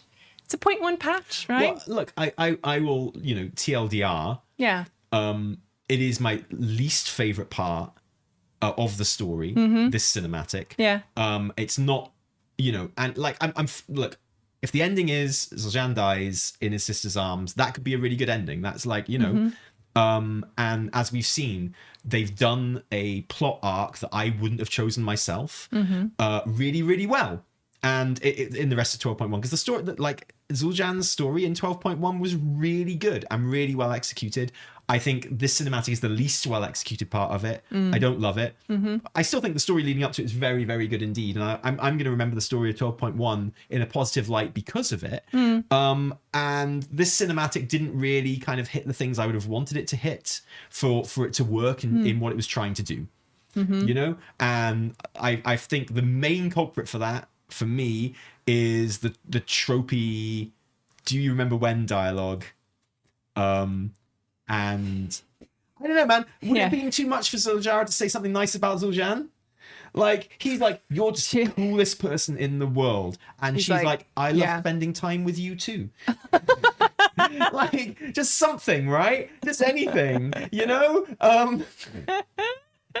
I just like, you know, and so that's where this cinematic missed the mark for me. Not in the performances, not in like not in the fact that it exists. I think it's a like, you can make it work if that's what you want to do with the story, and you wanna have him die at the end there and make it an emotional moment. I personally think the way they went about it in this scene missed the mark. And you know, that happens sometimes, I guess. We don't have to pretend to like it. It's cool. I still really like the story in 12.1. And like, yeah, maybe some acknowledgement that she kind of let him down, because she did, by not reining him in. Yeah. Like, you know, like, she did let him down by not disciplining him and not taking power away from him, which sounds stupid, but it's true. Like, that's the responsibility, right? He's dead. Like, as a parent, I appreciate that is on her. Exactly. And that is on her. And I don't think people fucking appreciate that very much. She's his sister, but she's also his leader, right? Yeah. There is something to that. And so I found that scene a little bit flat as a result. But, you know, the concept of the scene is fine. And like, I'm not going to sit here angry because they killed Zul'Jin, even though I'd rather if they didn't, because, you know, you've got to let people tell the story they want to tell. And even though I could make it better because I'm the best person in the world, as is anyone who is telling you how the story could be better. Absolutely. Anyone that you see online, like myself, who's saying how the story could be better, they're right, because they're the best person in the world. You know this, okay? Everyone is the main character. You gotta trust them. Everyone is the main character. The only people that are shit at writing are the people who wrote this cinematic. Like, everyone else can obviously see how, like, it would be much better, and because they're the best. I really feel for people who have to write for MMOs. Like, I really... Oh, God, it's the worst writing job in the world. I really think it is the worst writing job in the world. As in, you have to tell a story over time, which is repeatedly like unearthed and data mined, which has to align with like kind of nonsensical lore from ancient times, which has to like be still a good story, which has to appeal to certain people, which has to not alienate loads of people. I really think it sucks, and it's impossible. And I just don't, I'm not sold on MMO storytelling over a period of a year. Like, I don't think the human mind is made for consuming stories through bits of data mined text and out of context, like bits of information and cinematics. I think that is like the worst way as a person to consume a story. Yeah. I think that really is like, it is bad. It does not feel good. That's a pretty smarmy attitude, Tally. Dude, I'm saying it's bad and I'm saying it's not good, but I'm also capable of having some self-reflection on it as well. Of course. Like you are only capable of saying it's bad, but you're incapable of having any self-reflection. Like, I'm saying I'm agreeing with you about the badness, but I'm also making fun of myself. Because I'm sitting here on my throne of awesomeness telling the writers why they're bad. But I agree with you that it's bad, right? But I'm also not, like, I can also make fun of myself at the same time. You should try it. It's good. And that doesn't make it smarmy. That's like, you know, it's like, it's self-deferential humor. Like, I'm making fun of myself, you know, for thinking that I could do it better. But I also still think it's bad. That doesn't change. I don't know, like, what do you want to do? How long have we been talking about this? Like an hour? and all the things that we said bad about it, how we said it missed the mark, how we said like they failed to do what they tried to do. Like, does it not count for you if we're not tagging devs and telling them to like just move out of the country or something? I get the feeling it doesn't count for you if you don't do that. Like, it's not enough to not like a thing. It's not enough to professionally critique a thing, which is what we're doing, right? And do a whole podcast like critiquing a thing. That's not enough for you unless we like make some kind of big show of how angry and righteous we are about it. It doesn't count for you, and that's just so weird. That's so odd. Like, it's just very strange that you have that attitude. I think it's just like, again, just a symptom of being online, really. It's a toughie. Like, I think we need your opinion in the form of interpretive dance. Could be. I've been doing an interpretive dance with my dick all the way through this stream. Like, but the camera, you won't let me have the camera there, right? Yeah. Like, but Solemn Demise, like, we're saying, what do you want me to say? Okay, you tell me what to say and I'll say it. Okay, you like, you've heard my critique. You frame it. Like, you write my critique down how you would like to hear it, like, and comment it here, and I'll just say it. It's fine, and then you'll be happy, and like, you know, it's fine, man. Like, I'll tell you what you want to hear. Well, like, that's you've heard my critique. You know I didn't like it. Okay, and then you just write it down, and I'll say it. Okay, and then you can stop being a whiny little bitch. All right. You can work on that. Yeah. In the meantime, we're gonna get to our super chats. Yes, please. Thank you. Yes. Super chats. Thank you so much, guys. Appreciate the chats and discussions and thoughts being bounced around here today, as ever. But I'm not fighting. I'm asking him to tell me what to say, and I'm going to say it. That's not a fight. That's compliance. That's the opposite of a fight. A fight is when you have, like, you know, opposition. I'm saying just tell me what to say and I'll say it. That's the opposite. That's not a fight. I'm lying down. I'm prone right now. I'm saying I'll do whatever you tell me to do. Super chats from Super Chads. First one is up from Zachary Cooper. Thank you so much. I don't know how I feel about the raid cinematic yet. I think that sums it up really. Thank you, Zachary Cooper. Appreciate that one. I think I know how I feel about it by now. We'll see how I feel once it plays. I mean, like, we'll see how I feel once it plays. Once I've actually played through the raid. I think that's another important point as well. Is like 90% of people reacting to the cinematic, like, literally have not seen the scenes leading up to it. Yeah, and that's okay. Yeah, that's how we consume WoW's story, but that's not great, is it? You know, like, we judge WoW's story in a way that we don't judge any other story by the way we consume it, right? Like, and like, most of us, myself included, haven't seen all the events in raid that lead up to that thing. So I mean, that's, like it or not, that is a consideration as well. Yeah, for sure. Yeah. Next one is from Moxin. Lovely to see you, Moxin. Finally, another podcast. Kind of weirded me out being in your live streams and having you reply to me without getting paid each time. Not gonna lie. Thank you, Moxin. I think Moxin wanted you. Moxin? Yeah, there you go. Moxin! Thanks, Moxin, as ever. Lovely to see you. Next one is from Omen X. Thank you for the super chat. To me, this patch is like a microcosm of Midnight so far. The story buildup is good, but they fumble the landing rather hard. I mean, I think that's an interesting one because I don't really think there's a landing. We're in a 0.1 patch. We have, you know, we're doing a raid right now.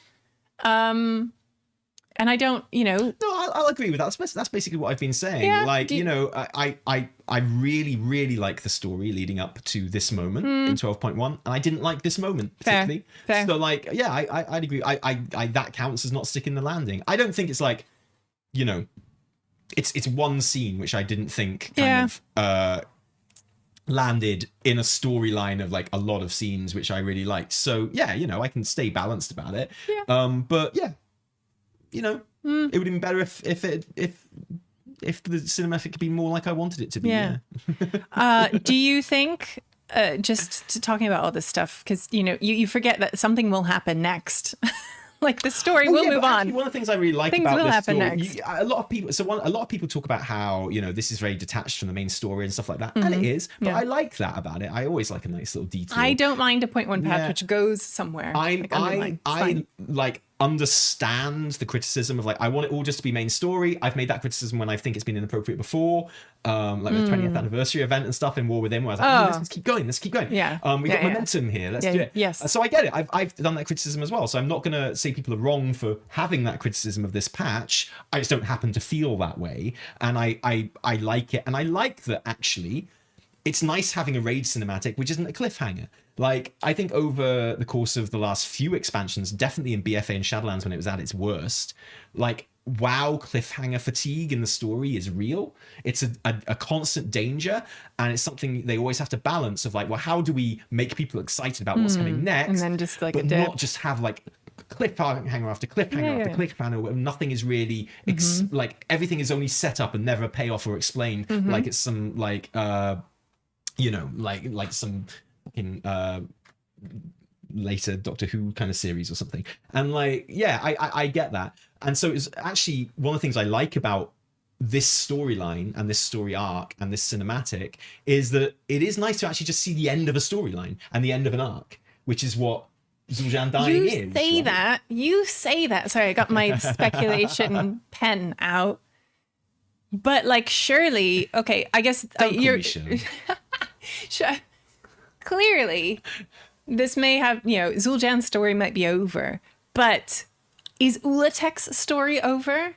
Ula'tek's is, yeah. Yes, but do you think there's going to be a price to pay? Do you think like someone's going to come out of the rift? They haven't been discreet about that. Azeroth is going to be like, you did what? They haven't been discreet about that. Yeah. I mean, like, you know, the one actually a brilliant thing that we talked about last week in the story, which I really liked, is how much they went into the history of Ula'tek and like playing through the history of Ula'tek with Nexali and the summoning of Ula'tek and why, you know, and seeing Mythic's there in the distance and stuff. That was all fucking great stuff. I loved that. Yeah. And you know, like there's that thing. It was never skirted around. It was always made incredibly clear that Ula'tek's this big bad thing that we had to lock away for our safety, but we also locked her away because she's keeping something else under wraps as well. It's like, we locked her away because she's crazy and she'll kill us all, but also we've locked her away because she's keeping something else even worse at bay as well, and we just killed her.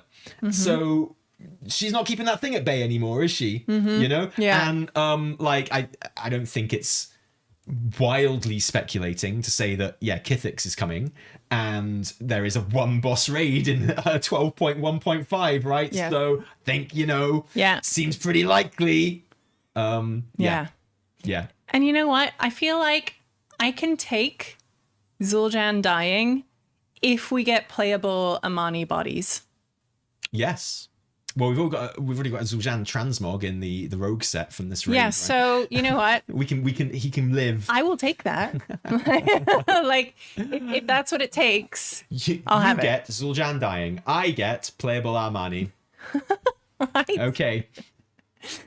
Thank you for that one, Omen X. Next one is from Buddy. Lovely to see you, Buddy. Have you guys ever gone back and watched the Metzen segment at BlizzCon 2023 revealing the World Soul Saga? How does it make you feel now?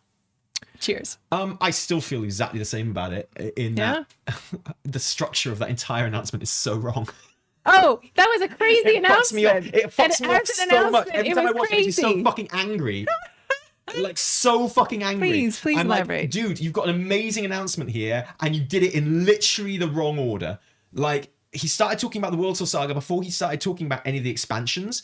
Like, before the way it should have worked, I said this so much at the time and I stand by it. The way it should have worked is they should have revealed the War Within, just like they would normally reveal an expansion. Like trailer, or like the features trailer. Yes. Tell us a little bit about it. One expansion announcement. And that's what people were expecting, and they'd have been like, They'd love it. thanks, Metzen. Phew, that looks good. And then he should have gone, but this is actually part of a wider saga. You think? We call it the World Soul Saga. And actually today, and the World Soul Saga is made up of 3 expansions. And today, we're going to reveal each of them. Yeah. So this is just the first, and then Midnight, and then Last Titan, and the whole, and then shown the trailer of Anduin and I agree completely. Yes. Like, that's how you should have presented it. You drop one expansion announcement, and then you go, but that's not all. Everyone goes crazy. I'm the best person in the world. If you just asked me, I could have told you that that's how you're supposed to present it. And so every time I watch it, and you can see, like, I was there, and it was so confusing, and it was so scary because it was like, everything's changing. Everything's different. Stuff is so different. And let me tell you about the World Saga. I'm like, so are you telling me there isn't a fucking expansion? What the fuck are you saying? I know. What and it kind of the like, end. I remember my first feeling was like, oh, it's over. This is it. It's a trilogy, and then it's over. It's like, so it was not good messaging. It was really annoying. It was really bad. And that kind of like takes over really from any other emotions I get from the announcement. And that's not really the question you were asking, and I know that. But it is.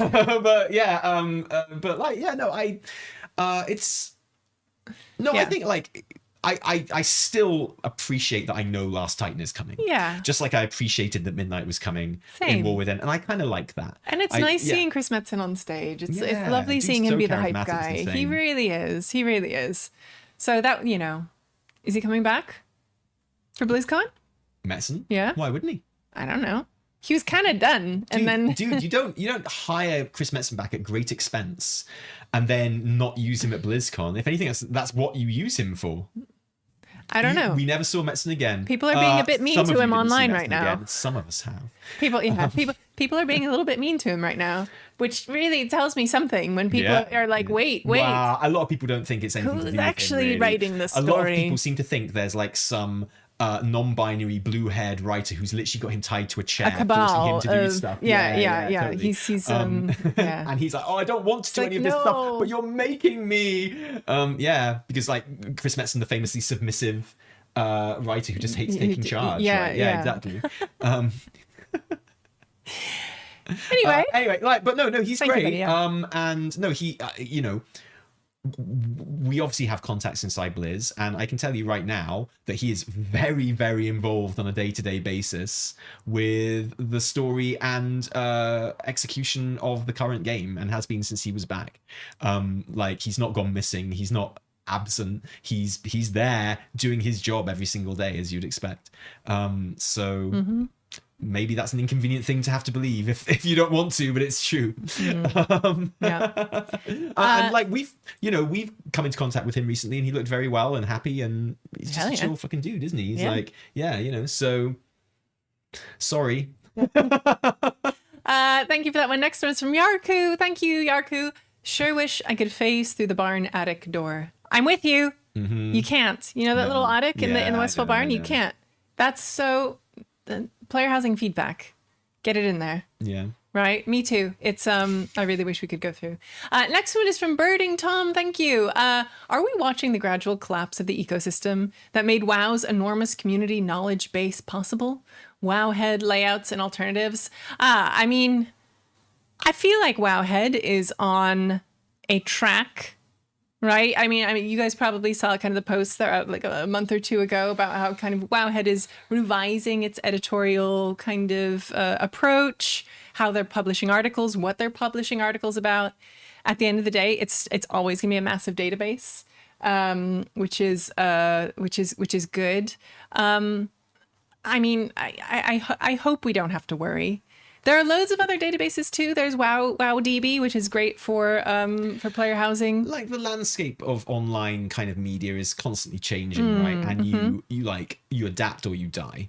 It's just like, and obviously shareholder capitalism is a big part of this as well. And like something as pure as Wowhead is never going to be allowed to stay like that when it's owned by bigger entities and things like that, right? Because they've got numbers on balance sheets that they need to see doing stuff, and like just being this cool thing that exists and is good and that people use and appreciate and that makes money is never going to be enough, because that's the system we live under, unfortunately. And like Wowhead are having to walk this constant, and other outlets like it, having to walk this constant tightrope of being the thing that they are, but also kind of finding out what the next thing is and how to adapt and to a constantly changing landscape.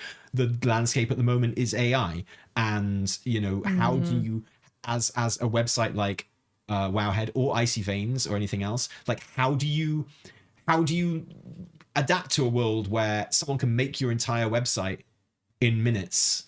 And it's slop and it's shit, but people will still look at it, right? And like, how much of that do you adopt? And like, especially in a community like the WoW community, which is correctly, I think, very anti-AI, as a lot of communities are. Like, what's the line that you tread there? And like, I think overall, sites like Wowhead and Icy Veins are doing really well. It's kind of an impossible situation. I have been heartened to hear like the latest things that Wowhead have been saying about their direction. Kind of like their editorial stance. I think it's important even just to like, because there was a moment back there when Peculiar left and stuff, and everyone was just like, oh shit, what's going on? And like there was kind of suspicions of AI articles and things like that. But hearing the new kind of team talking about it, I think there's reason to be hopeful. I am hopeful. It's a tough landscape. It's really shit, especially now that Google. Do you remember a time, dating ourselves now, but like a time when Google was literally like a resource that you could use to find information relatively you find sources, right? You use it to kind of find sources, and then of course there's things got promoted to the top because of views and money and all that that was normal. But now it's like it just becomes an AI like question generator, and it's like this is actually not giving me any of the information I need. In fact, I'm getting misinformation. If we'd been having this conversation 10 years ago, we wouldn't even talk about Wowhead. We'd be talking about MMO Champ. Right. And it wasn't like Wowhead was always there, but they adapted, they changed, and they really came into their own in the BFA data mining kind of season, right? And that's when Wowhead became the site and took over from MMO Champ for a lot of people, was because they just handled the data mining better, they presented it better, they editorialized better, they curated the information better. Same information, but like, well, actually they were better, they were quicker on the information than everyone else as well. That's another thing. But like, and that was an example of like, they got into the position they're in by kind of adapting and changing and like altering their approach, and unfortunately that is constant. You have to do that constantly, unless you want to just like sit in a nice little, like, we're not owned by anyone, so we can just sit in our nice little kind of rut and do our thing and enjoy it and not have to grow, and that's nice. Actually, it's kind of cool. And I wish we are on Instagram now. Oh well, that's true.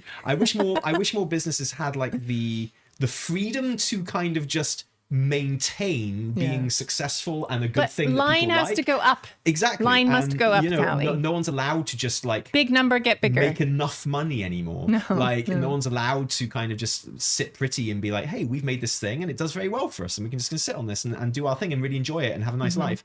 And because that's what we like doing. Now it's like everything has to grow and be, it sucks, man. It sucks. Capitalism sucks. Anyway, indeed, but hopefully Wowhead will continue to be a reliable source. Well, I'm very hopeful. If you'd asked me this at a point in the last couple of months, there was a moment where I was like, I think this shit is toast, man. But like now, I was convinced kind of, that they were using AI as well, and they are. Anyway, I have hope. I have hope for the WoW community as a whole.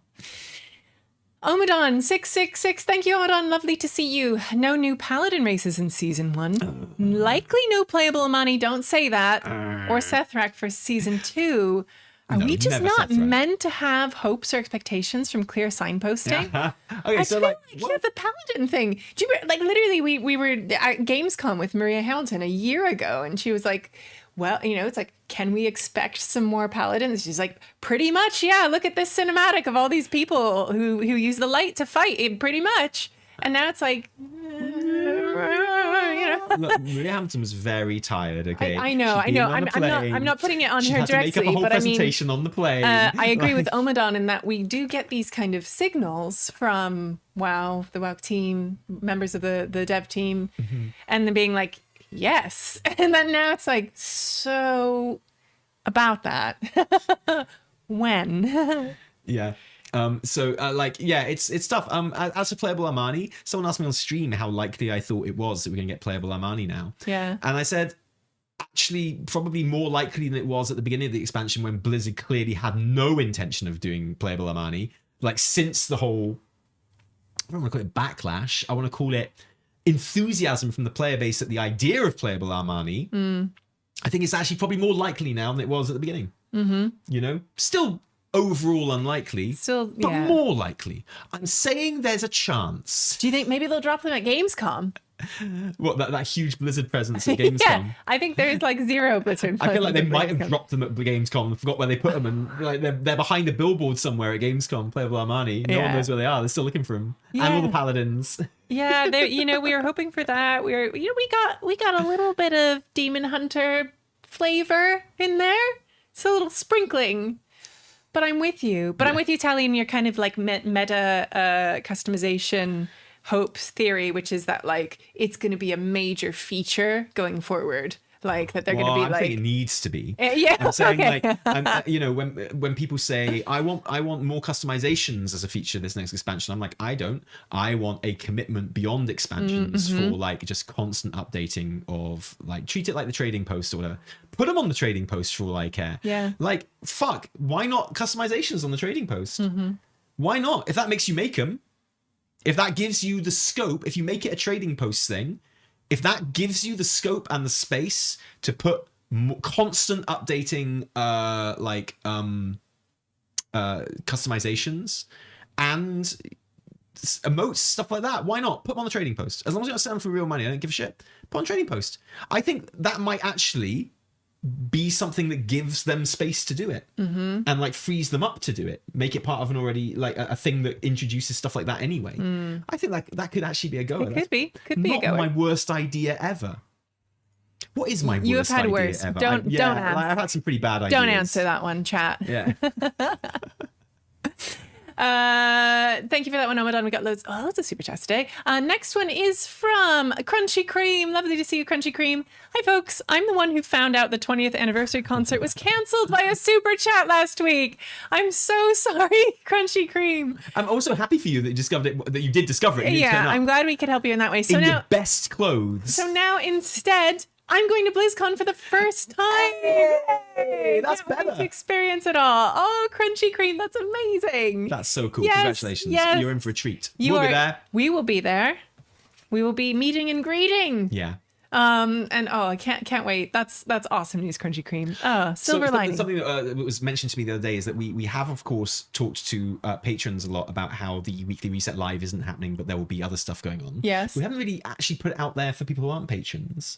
Because no, we haven't put the fact that there's not a weekly reset live. Oh, yes. To look forward to out for people who aren't patrons. Oh, that's a good something we point. talk to the patrons about. But someone's in the stream going, "Hey, is that weekly reset live we thing still happening?" We did mention it in a podcast before, but yeah. So we're not doing a live show this year. Weekly reset live for the Monday thing. Yeah, the Monday thing. Prices have gone up for rooms and stuff. Crazy room hire prices. So instead, we're all just hanging out, getting together. Oh, I have made an amazing bit of merch. I have made you guys. Do you want to give it away, or do you want to keep it like... No, I am going to give it away when we go there. Oh. Give it away. Anyway, I'm going to give it away then. And are you going to give it to my papa? What you've got? You're going to give it to my mama? You're going to put it in me? What the fuck is this merch? It's gonna be fun, but yeah, so we're basically doing a meetup with folks, and there's info about that on our Patreon. But I am also, because I love you, I want to make something and like give it to people, and it's yeah, and it's I actually made it yesterday. Now I need to order it, and you guys better be excited. 2 people in the Twitch chat get our Red Hot Chili Peppers joke. No one else did. Thank you. Thanks, Twitch chat. We see you. Appreciate you. Oh, thank you for that one. Next one. Yes. Anyway, Crunchy Cream. You're going to have an awesome time. Looking forward to it. Next one is from Almadon again. Evie, your hair looks lovely today. Thank you, Almadon. Thanks. Thanks, Emma. I got it conditioned.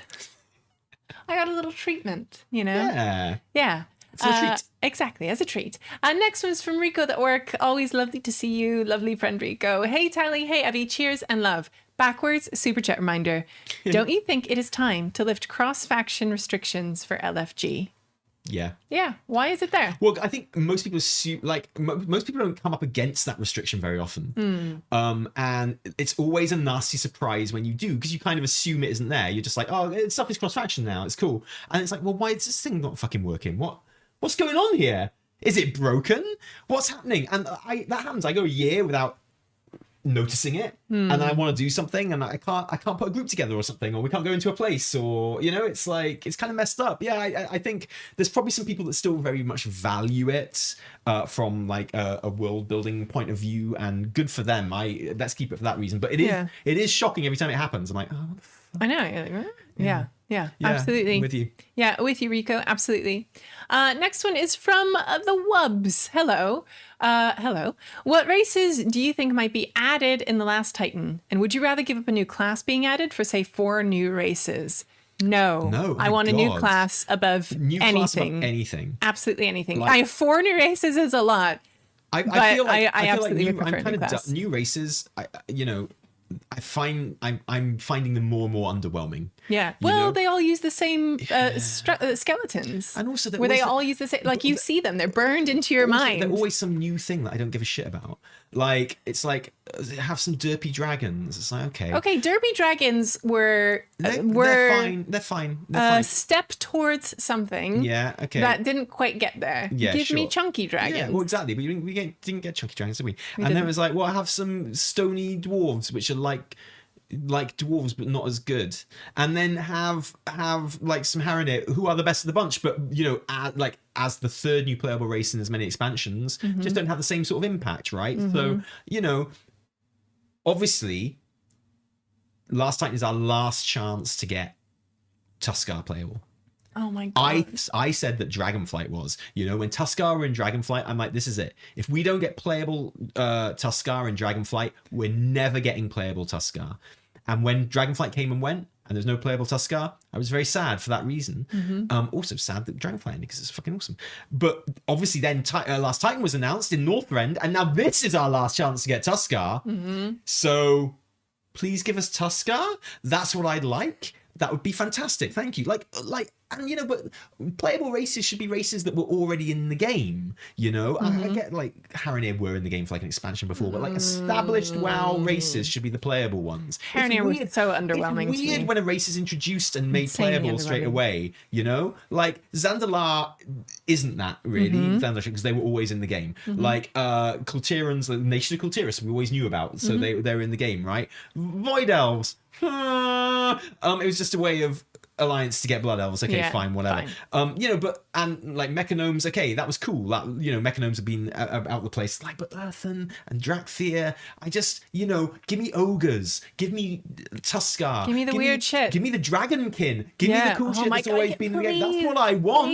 And when they announced Classic Plus and they announced playable ogres in Classic Plus, and I've got some fucking new fucking cat person or whatever, I'm like, they just fucking invented to give me. I'm gonna be like, dudes, come on, where's my fucking ogres? Come on. Tally, you have a toy that can turn you into something. It's not the same. Every now and then, for just a little taste. Toys can be fun when you're by yourself for a while, but sometimes you just need the good shit. You need the stuff that you like and that you're used to. Okay? Yeah. And so Tuskars would be the one. However, to the second part of your question, no, I'd much rather a playable class. I agree completely. Because every expansion, every single one that has had a new playable class in it, even if the class has been a bit underwhelming, like Evoker was, every expansion that's had a new class has been one of the best expansions. Like, simple as that. Like, it's always been not just a banger expansion, but you would rate them among the best. It's as simple as that, because there's something about getting a new class which is so special and feels so cool and good. And if there's not a new playable class in Last Titan, it'll be the longest we've ever gone without a playable class in terms of expansions. So please give us that, and also playable Tuskar. That'd be nice. Thank you. Yep. Playable Tuskar and Bards, please. Playable Tuskar Bards? well, yeah, of course they'd be bards. Tusk bards. They're fucking amazing. Yeah. Oh my God, I would play that so hard. Yes, please. That, please. Thanks. Love you. Bye. Thanks. Yeah. Ray SCP, thank you so much for the super chat. Evie, use your dev powers to get more butterfly battle pets in the game. There are like 2. I didn't realize they were so sparse, actually. They would go really, really well if you're making like a garden in your player house. You just need little butterflies floating around. I will do what I can, which is very little, but I'll do what I can. Don't do yourself down. I think you have more influence than you give yourself credit for. I don't know. You are, after all, an influencer. Oh, please don't call me that. That is such a rubbish word. This was years ago now, but I got like a message from someone I used to work with back in like my previous life, which was, more standardized. And I worked in galleries and museums and stuff. That was fun. But I got an email from someone, I think it was like an Instagram message or something. It was like, hey, how's things? Are you still an influencer? And this was like 5-6 years ago. And I wrote back and I was like, no, I never have been. And I was like, so when we do events and stuff, we are classed under the influencer / press, which I find very demeaning to press. I find that extremely insulting to press, but yeah. I don't know that word. How did I get there? You called me an influencer. How dare you? I just said you had influence. Thank you. I'll take that. Anyway, butterflies, they're coming. Yeah. I'll influence my way into those. Next one, Rico. Thank you, Rico. Also, how long will be passengers in the story? I feel like Blizz is a DM who plays only with the NPCs, forgetting that there are actual players at the table. Can I beam something like we did in BFA? I get what you mean. Rico. I feel like WoW is always like that. It has to kind of be that way. I mean, it's harder to do this without comparing to other games, but like I think in Final Fantasy you feel like you have immense power sometimes, whereas in WoW you do feel a bit more like a passenger in the way that story is delivered. It's gotten a lot better. Like in the good old days that everyone loved, like we were much more passengers to the story, like the whole kill steal meme and stuff. You couldn't have us in cinematics. It was impossible, right? So it always had to be someone else doing the cool stuff if you had cutscenes and cinematics. And like you can put us in there now, which is really nice. Remember when they did that in Ny'alotha and everyone really loved it? Remember when they did a whole raid ending cinematic featuring our characters in the center and everyone loved it? And they were like, thanks for that. That was brilliant. Please do more of that. And that's why we get so much of it now.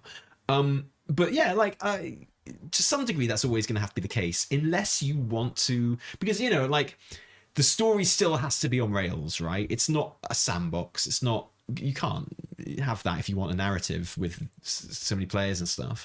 So there is always going to be an element of someone has to order you about, someone has to make decisions on what you're doing. Like someone has to send you to places and tell you to do stuff and give you orders and quests and what have you. And they're going to have more of a hand in shaping the story than you.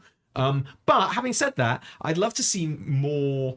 So in 12.1, for example, going back to the topic, I guess, in 12.1, there is like a payoff for one of the quest lines in the Amani leveling. Yeah. When you have to choose the suitor for the woman who's going to go to like the festival with them and stuff, and you get to choose, right? You do. Who it's going to be. You do. And you have the power. I actually, you'd expect me to choose like the studious geeky guy, but I didn't. I chose the Chad because clearly you should have been happier with him.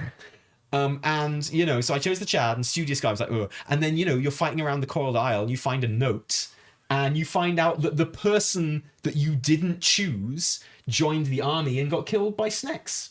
And then you take the note back to her, and the other guy is there, and they're like, oh, and if you chose the other one, it'd be the other person, and they have like different lines and stuff. Oh God! Yeah, it's and that's kind of cool, like seeing some, consequences you of your chose actions. something and you had some impact. It's only a little thing, but that's kind of cool. And like obviously the big example that you'd always give is the loyalist quest lines in BFA, the like Sylvanas loyalist quest lines, or are you team Saurfang and stuff like that. And that kind of shit is really good, and I'd love to see them do more stuff. We were talking about this on stream yesterday. It's like I'd love to see WoW in general lean away from making content that they want everyone to be able to see. Like, you know, we all love Legion, best expansion. And one of the things that was so good about it, and one of the things that that expansion does so well, is it creates content that it's not expecting everyone to see. It's like, well, priests will see this, and anyone that rolls a priest doesn't know, or whatever. But if you don't roll a priest, you're not going to see this. Like, you know, if you don't roll a paladin, you're not going to see this. If you don't roll a DK, you're not going to see this. And I think that's brilliant. I think that's fantastic. And they learned the wrong lesson from that, because Ian came out after Legion and was like, we put all this dev work in and people only saw a fraction of it because it's so it's class specific and we want people to see all our content. It's like, no, it's fine. No, people love it. Okay. People love that. That's not wasted dev time if everyone loved it, is it? You won some hearts and minds there. Yeah, like exactly. That's not wasted dev time. You made a game that everyone really liked, and that's one of the big reasons behind it. You know, and like forcing everyone to see all the stuff that you've made isn't the same, actually. And I'd love to see them and leaning into, well, if you choose this thing, then this part of the story might be off the table, or this outcome is off the table because you're getting this outcome. You know, it's like the thing that's stopping us doing that right now more than anything is like, well, people need to be able to see everything. It's like even BFA had the as well as the Southland Quest, they had a Horde and Alliance storyline. We haven't had that since. I missed it used to be a regular that was cool thing, but they really leaned into being in BFA in a big way. Yeah. And I'd love to see a Horde and Alliance storyline back. I maintain that when people say the war is missing from Warcraft,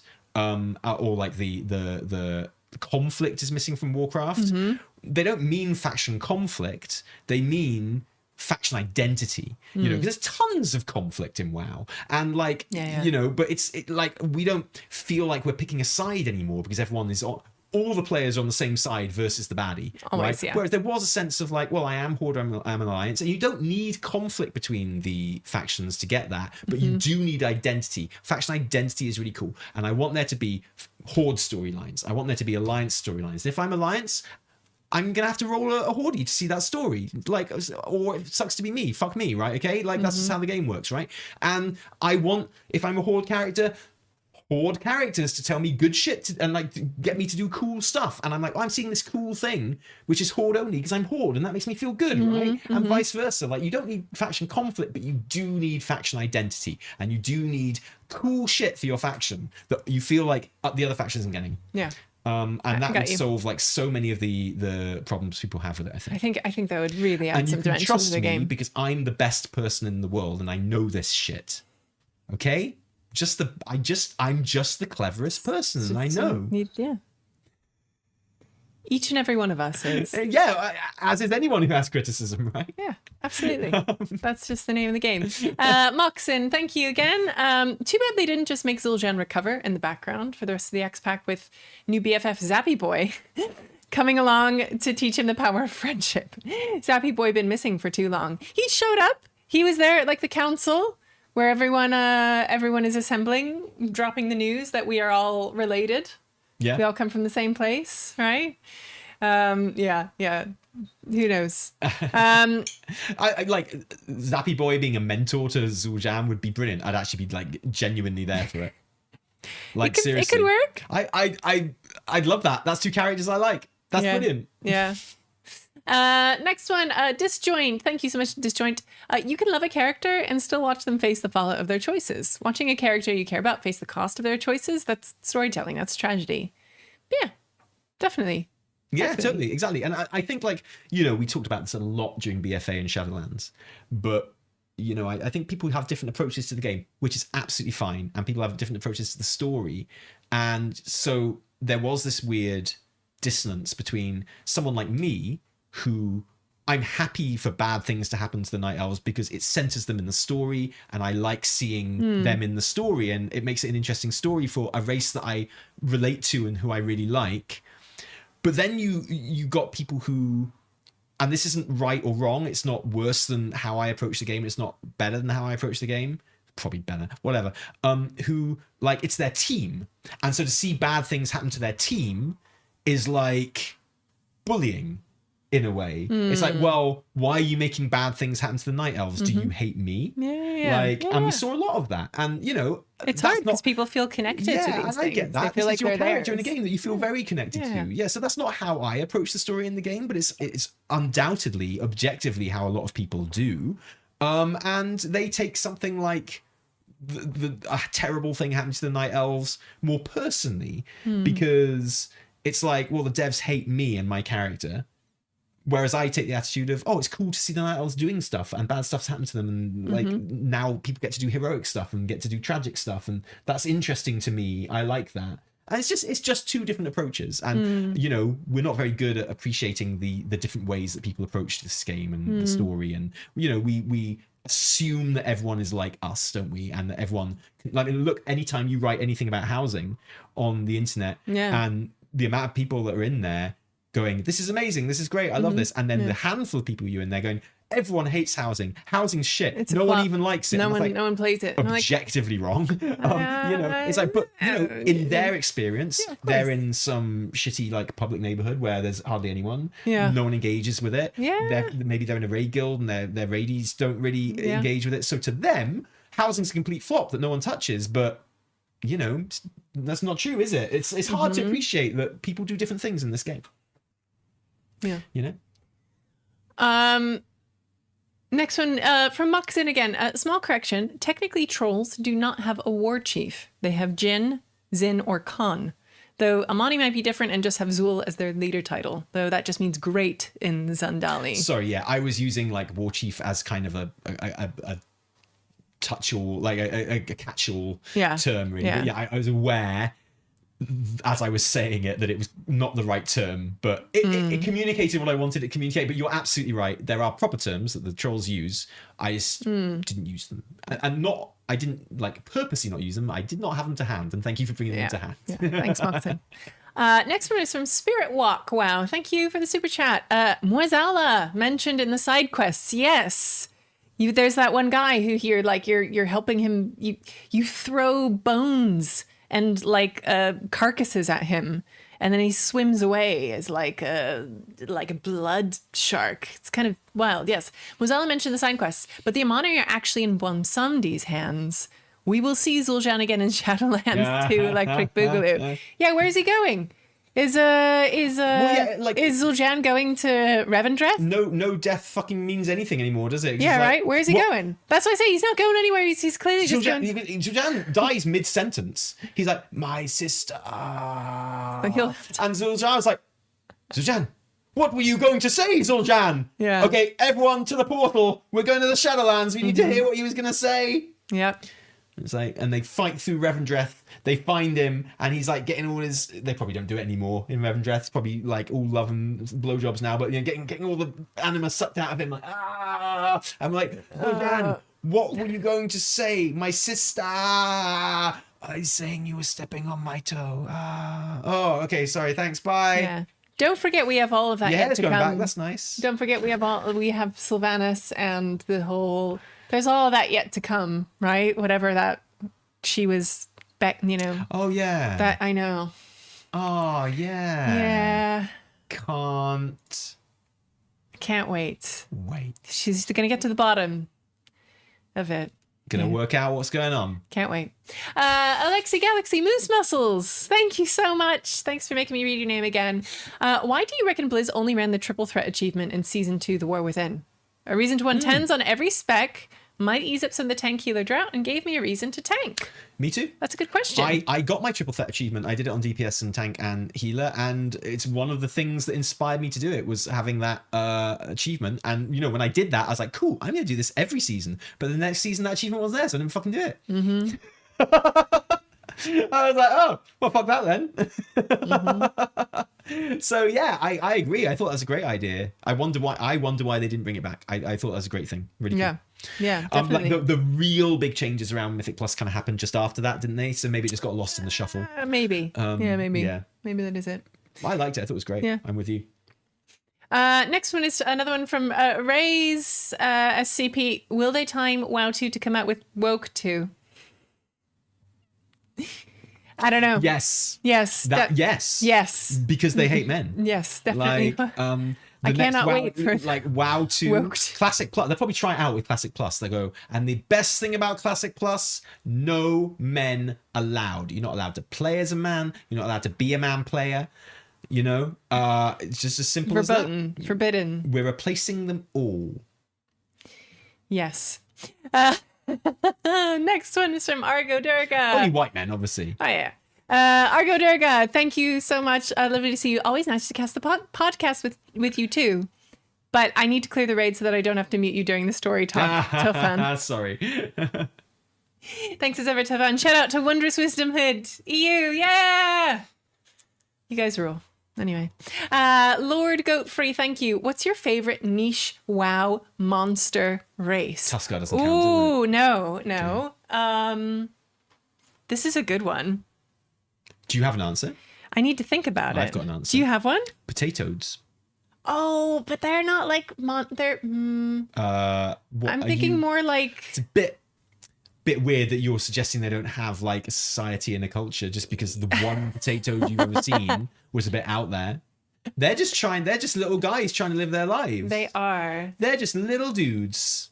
I think harpies for me are always like. Ooh, good one. They're classic. Sorry. They've been there for a long time. Yeah. They've had some iterations. They have a society. I've always been a fan of harpies.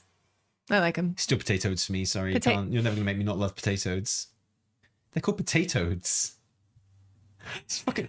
Have you seen the Murloc who's like dancing around with a spoon and he's like Cookie's child? Oh no! Yeah, where is he? He's literally just on a little island somewhere in the Cursed Isle, and he's like doing a dance.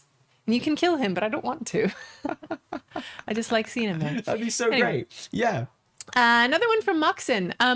What about Christy Golden writing? I don't remember the writing being slagged off as much till they let her go. Oh, you're remembering wrong. I think that might be a misremembering. Maybe bring her back. A lot of people who have big hate bonus for Christy Golden. Yeah. One of the reasons I kind of phased myself out of WoW Twitter was because I was just constantly seeing like the worst people on earth fucking tagging her on Twitter to slag her off and also be a bit scary towards her. Yeah. Which, if you've ever done that, by the way, if you've ever tagged a fucking dev to give them shit on Twitter, it's don't not do good. that. It's You're not an good. asshole. That's the worst shit, man. And that's not me to be defensive of people. That's not me tempering my criticism. That's me not being like one of the worst human beings on earth. Don't do that. Yeah, it's you not, weirdo. It's you not, fucking it's weirdo. Not cool. I know there are people in this Twitch chat. YouTube chat, I'm cooler. Yeah. I know there are people in this Twitch chat who have done that. Don't do that. Don't do it. Thanks. Yeah. Not looking at anyone in particular. Yes. Let me find the super chat again. Oh, do you know? Sorry. No, I got it. Sorry. I got this. Next one, Senior Sonata. Thank you so much, Senior Sonata. Lovely to see you. Correct me if I'm wrong, but didn't Maria say the Horde will get something new since Alliance got a second Demon Hunter race? I don't remember that. Maybe I'm that's creating that in my mind, but weren't we supposed to get like Nightborn Demon Hunter? I'm not saying she didn't say that. I'm saying I don't personally remember it. So if someone's got a link to it, fantastic. I suspect there's an element of hallucination about this. Like the whole for one, I think it's the wrong kind of approach to be like, well, we decided to make Void Elves be Demon Hunters, therefore we must think of a Horde race that can also be Demon Hunters as well. I think that kind of balance isn't good. I don't think it shouldn't be. Like, do you remember when allied races happened? Ian was like, hey, if we've got an allied race that pops up and it makes sense for them to be Horde only, we'll just make them Horde only, and we don't feel need to do an alliance one to go along with it. That never fucking happened. They always had to balance everything like completely. It was like and that's why you get all of these cross faction races, which I find a bit boring as well. So like, yeah, well, people say Nightborn, right? And I get why you're saying Nightborn. It's because they're elves and because the model is basically already used for Demon Hunters, and it makes sense. All the other Demon Hunters are elves, but I would argue that Nightborn have like literally less reason to be demon hunters than any other race. It's like, what's the story of demon hunters? Like, they're races that suffered under the Burning Legion, saw their family killed by the Burning Legion or whatever, their worlds destroyed by their towns destroyed by the Burning Legion or whatever, and are so eaten up with hate and lust for vengeance that they become demon hunters. That's the whole story. Well, what Nightborn have done that? None. They put a big fucking wall around their city. They didn't fight the Burning Legion at all. The whole point about the Nightborn is they didn't fight the Burning Legion. The whole point about the Nightborn is, while every other race, while the elves were getting like destroyed by the Burning Legion and getting filled up with hate so they could become demon hunters, the Nightborn had none of that. They just had a big fucking barrier. They didn't bother with it. That's the whole story of Nightborn. So like people go, oh, they're elves. They should be demon hunters as well. No, they don't have any of the background with the Burning Legion that the other elf races that can be demon hunters have. You want a horde demon hunter race? Orcs. Obviously. Like, Burning Legion has fucked them up. Draenei would be the other obvious one, but they're not, horde, right? So, like, basically every other horde race that isn't like a cosmic race or something or a made up one, like Drakthir don't, obviously, because they were locked away in a cave. Yeah. But apart from them, everyone else has got way more reason to be consumed with hatred for the Burning Legion than the fucking Nightborn have. They were under a bubble, like drinking wine, speaking in French accents, which they lost just before we got there. So that's my argument against the Nightborn being demon hunters. Okay, fine. Okay? I don't know if I can buy it, but why not? Why? What has happened to them to make them consumed with hatred? They had a tough They never went to man. Outland. They never did any of that shit. They were like infiltrated. Well, yeah, but most people didn't know about them. Like, they were infiltrated, but they weren't like destroyed, and the infiltration only came later anyway. Like, just before we got there. Fair. Yeah, Fair anyway. Enough. Fine. Next one's from Muxin. I want non-Drakthir evoker. I'm not into the animal races of WoW, and it annoys me that they have that class. Even if they give the option to not change form in combat, would be better than it is now. Well, I mean, I think having the latest change to Evoker where you can stay in Visage form pretty much most of the time. Except for the extremely dragony ones. Yeah, I think that's another step towards having other races be Evokers, because Feels like part of being Evoker is you can turn yourself into a dragon for these little moments. You're not a dragon all the time. Yes. So like, and there are some visitors to the neighborhoods now. There are like a couple of Drakthir, but they have one of them has like a gnome form, and like one of them has I think a blood elf form. Like it's pretty cool. Yeah, it's awesome. So they're kind of pushing that a little bit, I feel. Which they should have done in the first place. I know. They should have Why? they should have been like Worgen and have it like existing races becoming Evokers. Yes. Like, your Visage form, just pick from all the existing races. And there's already loads of dragon customizations. They didn't need to do it with Visages as well. Yeah. Just pick from pick from everyone. Yes. Anyone can be it. Yes. Been fun, wouldn't it? Next one from Senior Sonata. Again, thank you. Did you catch the Little House on the Prairie reference? When Kinduru calls Lil Jan boy. Cute nod to an older show. I did not catch that reference, but I did like how he calls him Jan boy. I think it was delightful that he called him Jan boy, but I didn't make the connection, I guess. I miss Kinduru. Rip Kinduru. Thank you for that one. Moxin again, thank you. In my opinion, the Fellborn becoming demon hunters in Repentance would make sense. Yeah, okay. On a side note, I want Nightfall and customizations for Nightborn. Yes, that would be so cool. Yes, just skinny, I'd like it. Yeah. Agreed. Yeah, totally. And then finally, our last super chat of the day. Oh, sorry, yeah, John Boy is the Waltons, not Little House on the Prairie. I don't know what that is. Isn't it? John Boy's the Waltons, right? No idea. Good night, John Boy. Good night, Mom. I don't know. I don't know. Nope. Okay, right. Maybe I'm wrong. Maybe it is Little House on the Prairie. Sorry. I thought it was the Waltons, but I might be wrong. Thinking back to Saturday mornings, Sunday mornings in the 90s. Yeah. Every race, thank you, Disjoint. Every race that was able to be a primalist shaman in Dragonflight should be playable shaman. Give me my blood elf shaman. Yeah. Just give the people. Well, we've got a video from PTR in Dragonflight positing that exact same thing would happen because you got Night Elf Shaman. Like one of the main baddies, the main baddie of the Inaran Plains plotline is a Night Elf Shaman, isn't she?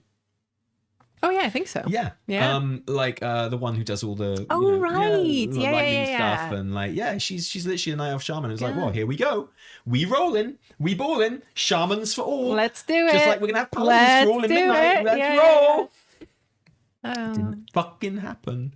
If I find out some dumb shit like, we couldn't be bothered designing all of the totems. Have a standard totem. Just like everyone should be druids now because we have standard druid forms that you can collect from Belemeth, right? It's like you don't need to make different druid forms for everyone anymore.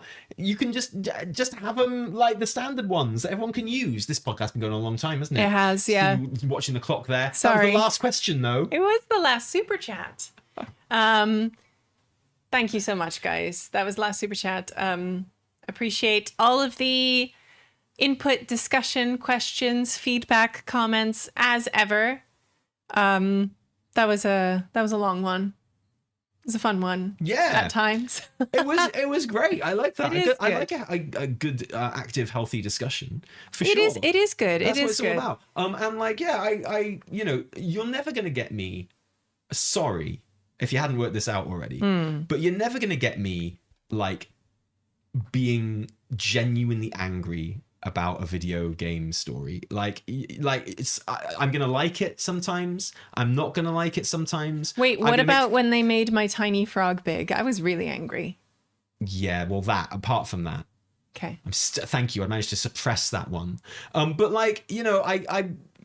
if I don't like it, I'll say I don't like it. If I do like it, I'm going to say I like it. And I'm going to talk about it in terms of like media critique, but I'm never going to take it as personally as some of you want me to take it. And I'm just not that guy. I'm not that creator, and there are plenty of people who will do that for you. If you need someone to justify your anger and give you some anger that you can relate to about the story, that's never going to be me. I'm sorry. So I like to talk about things in a cleverer way than that. Sorry, it's true. But I enjoy media critique. I enjoy analyzing how things work and how things are put together. And that's just who I am, right? And I don't not to belittle anyone else, but I don't care enough about clicks to play that silly game. Yeah. And I'm never going to be that for you. I'm really, really sorry. So if you like kind of media analysis and media critique and trying to get to the bottom of things and have a nuanced view, whether I like it or not, then you're going to appreciate my work, right? But probably not if you just want someone who's going to scream at the screen and justify your own anger about stuff. Yeah. I would suggest that if you get genuinely angry about it, probably not something that's good for you to engage in, honestly. If there's it's a video game. I think it's hard. I think it's really, of course it's hard. Because it is personal for a lot of people, right? It's a lot of jokingly angry about stuff a lot of the time because that's because it's funny to be. But you're never going to get me I don't know. I'm never going to go on Twitter and call for the sacking of the writers' room, right? That just feels weirdly vitriolic. Yeah, and don't forget, social media. It's just this kind of amplified, strange place. I saw a tweet a couple of days ago. I can't remember who it was. Someone who's going to BlizzCon, and it was like, everyone, BlizzCon is coming. Some of you guys on here really suck. I've muted many of you. I've blocked you just for some fucking shit you've said. That being said, if you see me at BlizzCon, come say hi. It's we'll probably come say hi and we'll hang out. Yeah. And or if you need help or anything, let me know. Because actually, we're all real people who, you know what I mean? There's some new people in this chat on YouTube, and I feel like this does bear repeating because we like to talk the talk, but you got to walk the walk as well. And sorry, we're woke as fuck. We're sorry really, if that was not clear. No, we're really fucking woke, okay? And we've been woke in the WoW space just by existing since we started, just by being grown-ups and one of us being a woman and us coming from where we come from and having the friends we have and the backgrounds we have. Yeah, I'm sorry, fam. We're woke as fuck. If you've got some weird, and by woke I mean we appreciate equality and fairness, and we appreciate that systemic like bigotry and oppression exists, and that's what I mean by woke, right? Yeah. And like we're never like you're never gonna find a safe space here if you want to attack trans people, if you want to attack gay people, if you want to attack like ethnic minorities or whatever. It's just never gonna work out for you in this chat. I'm really sorry about that. And like if you are so caught up in this pretend culture war that you like your enjoyment of a game is like amplified by how few gay characters there are or something, or if you see like a black character in something and you automatically assume it's some kind of like tokenism or like box ticking or something, then A, you don't understand how the world works or how media works, and B, you're going to end up very unhappy in your life, and C, you're not going to get as laid as much as you should, and D, you're never going to enjoy this channel. Yeah, so I'm really sorry. Like in terms of that kind of thing, yeah, we're woke as fuck, and we're never not going to be woke as fuck, because it's correct to be woke as fuck. Actually, it's a good thing, and everyone's entitled to their opinion, but that's just how it goes. And it's important to us that all of those groups that we just mentioned and more besides know that they're like on safe ground with this channel, and that we're not just going to turn around and laugh at some transphobic joke or like tell a homophobic joke or turn around and say that we should shoot people at the border or stuff like that. Like, it's just not going to happen here. We actually just like talking about WoW and like analyzing it from that perspective. And I think one of the reasons so much criticism of WoW is so weirdly emotional right now, because it's a greater, it's a representation of the gaming space in general, and where everything's getting seen through this very grifty like culture war, which is fake. It's made up by fucking Epstein, right? Like, don't take your fucking marching orders from those guys. Like, I think that's what I was trying to say a bit earlier, and seeing these kind of reactions to the I think you just articulated that a lot better, talking about like the reaction, seeing the reactions to the like this latest cinematic has been this like kind of crystallization of some people fairly don't like the writing, people don't like stuff that's going on, people a lot of issues with it, but like so much of it is also through this frankly very lame lens of like culture war garbage. Yeah, and that's all it is. You're being manipulated. Sucks. Just love, just people are cool, actually. People are rock, and no minority is making your life worse. No like group is other group is making your life worse, except for the billionaires. They suck. They absolutely blow. But they run the companies that make nice phones, I guess. So is what it is, right? Yep. And you can argue about the intolerance of intolerance and stuff like that, but intolerance, we are very intolerant of intolerance. Like, if you come into our chat saying shitty things about like women, people of color, gay people, trans people, like you're gonna get kicked the fuck out of our community. Sorry, I don't like, we don't value growth over being decent people, sorry, in our view. So that's what it is. Like, and I felt like, sorry, I know most of you know that, but there are clearly some people in this chat today that didn't know that, and I just feel it's really important to put that out there and to stand by it. So good. Excellent. Thank you to everyone who listened today and joined us for this live recording on YouTube. And oh wait, then we did get another super chat, by the way, from Yaku. Oh shit! Wanted to thank you for inspiring me. I finally gave rated PvP a go last season after 20 years. Oh my god! Made it all the way to 2400 plus a vicious mount, and even further beyond for the saddle. I now too have the biggest boy. After like some very serious stuff there at the end, like a story of triumph after a whole episode of bad things and bugs and story and complaint, to end on the triumph of someone PvPing for one season and one season only, just like I did back in BFEA. I'm coming out of it with the beautifulest of roly-poly boys. You lucky thing. I'm Congratulations. not jealous because I also have the roly-poly boy, but I still use that mount every single fucking day, by the way, and oh my god, so cool. You are the winner. That's amazing. Well done, you. Yeah. Wow, what a nice way to finish. Yeah, what a wrap How up lovely. Thank you to everyone who joined us on.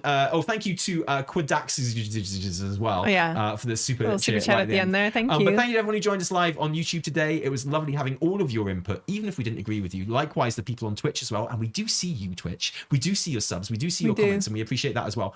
And thank you to everyone who's watching the VOD later on. Thank you to everyone who's listening to the little edit of this show that Eddie puts together, especially for the podcast listening platform. I do it for we'll you. We'll be back with we always promise a weekly reset. Doesn't always happen, but this time I mean it for real though.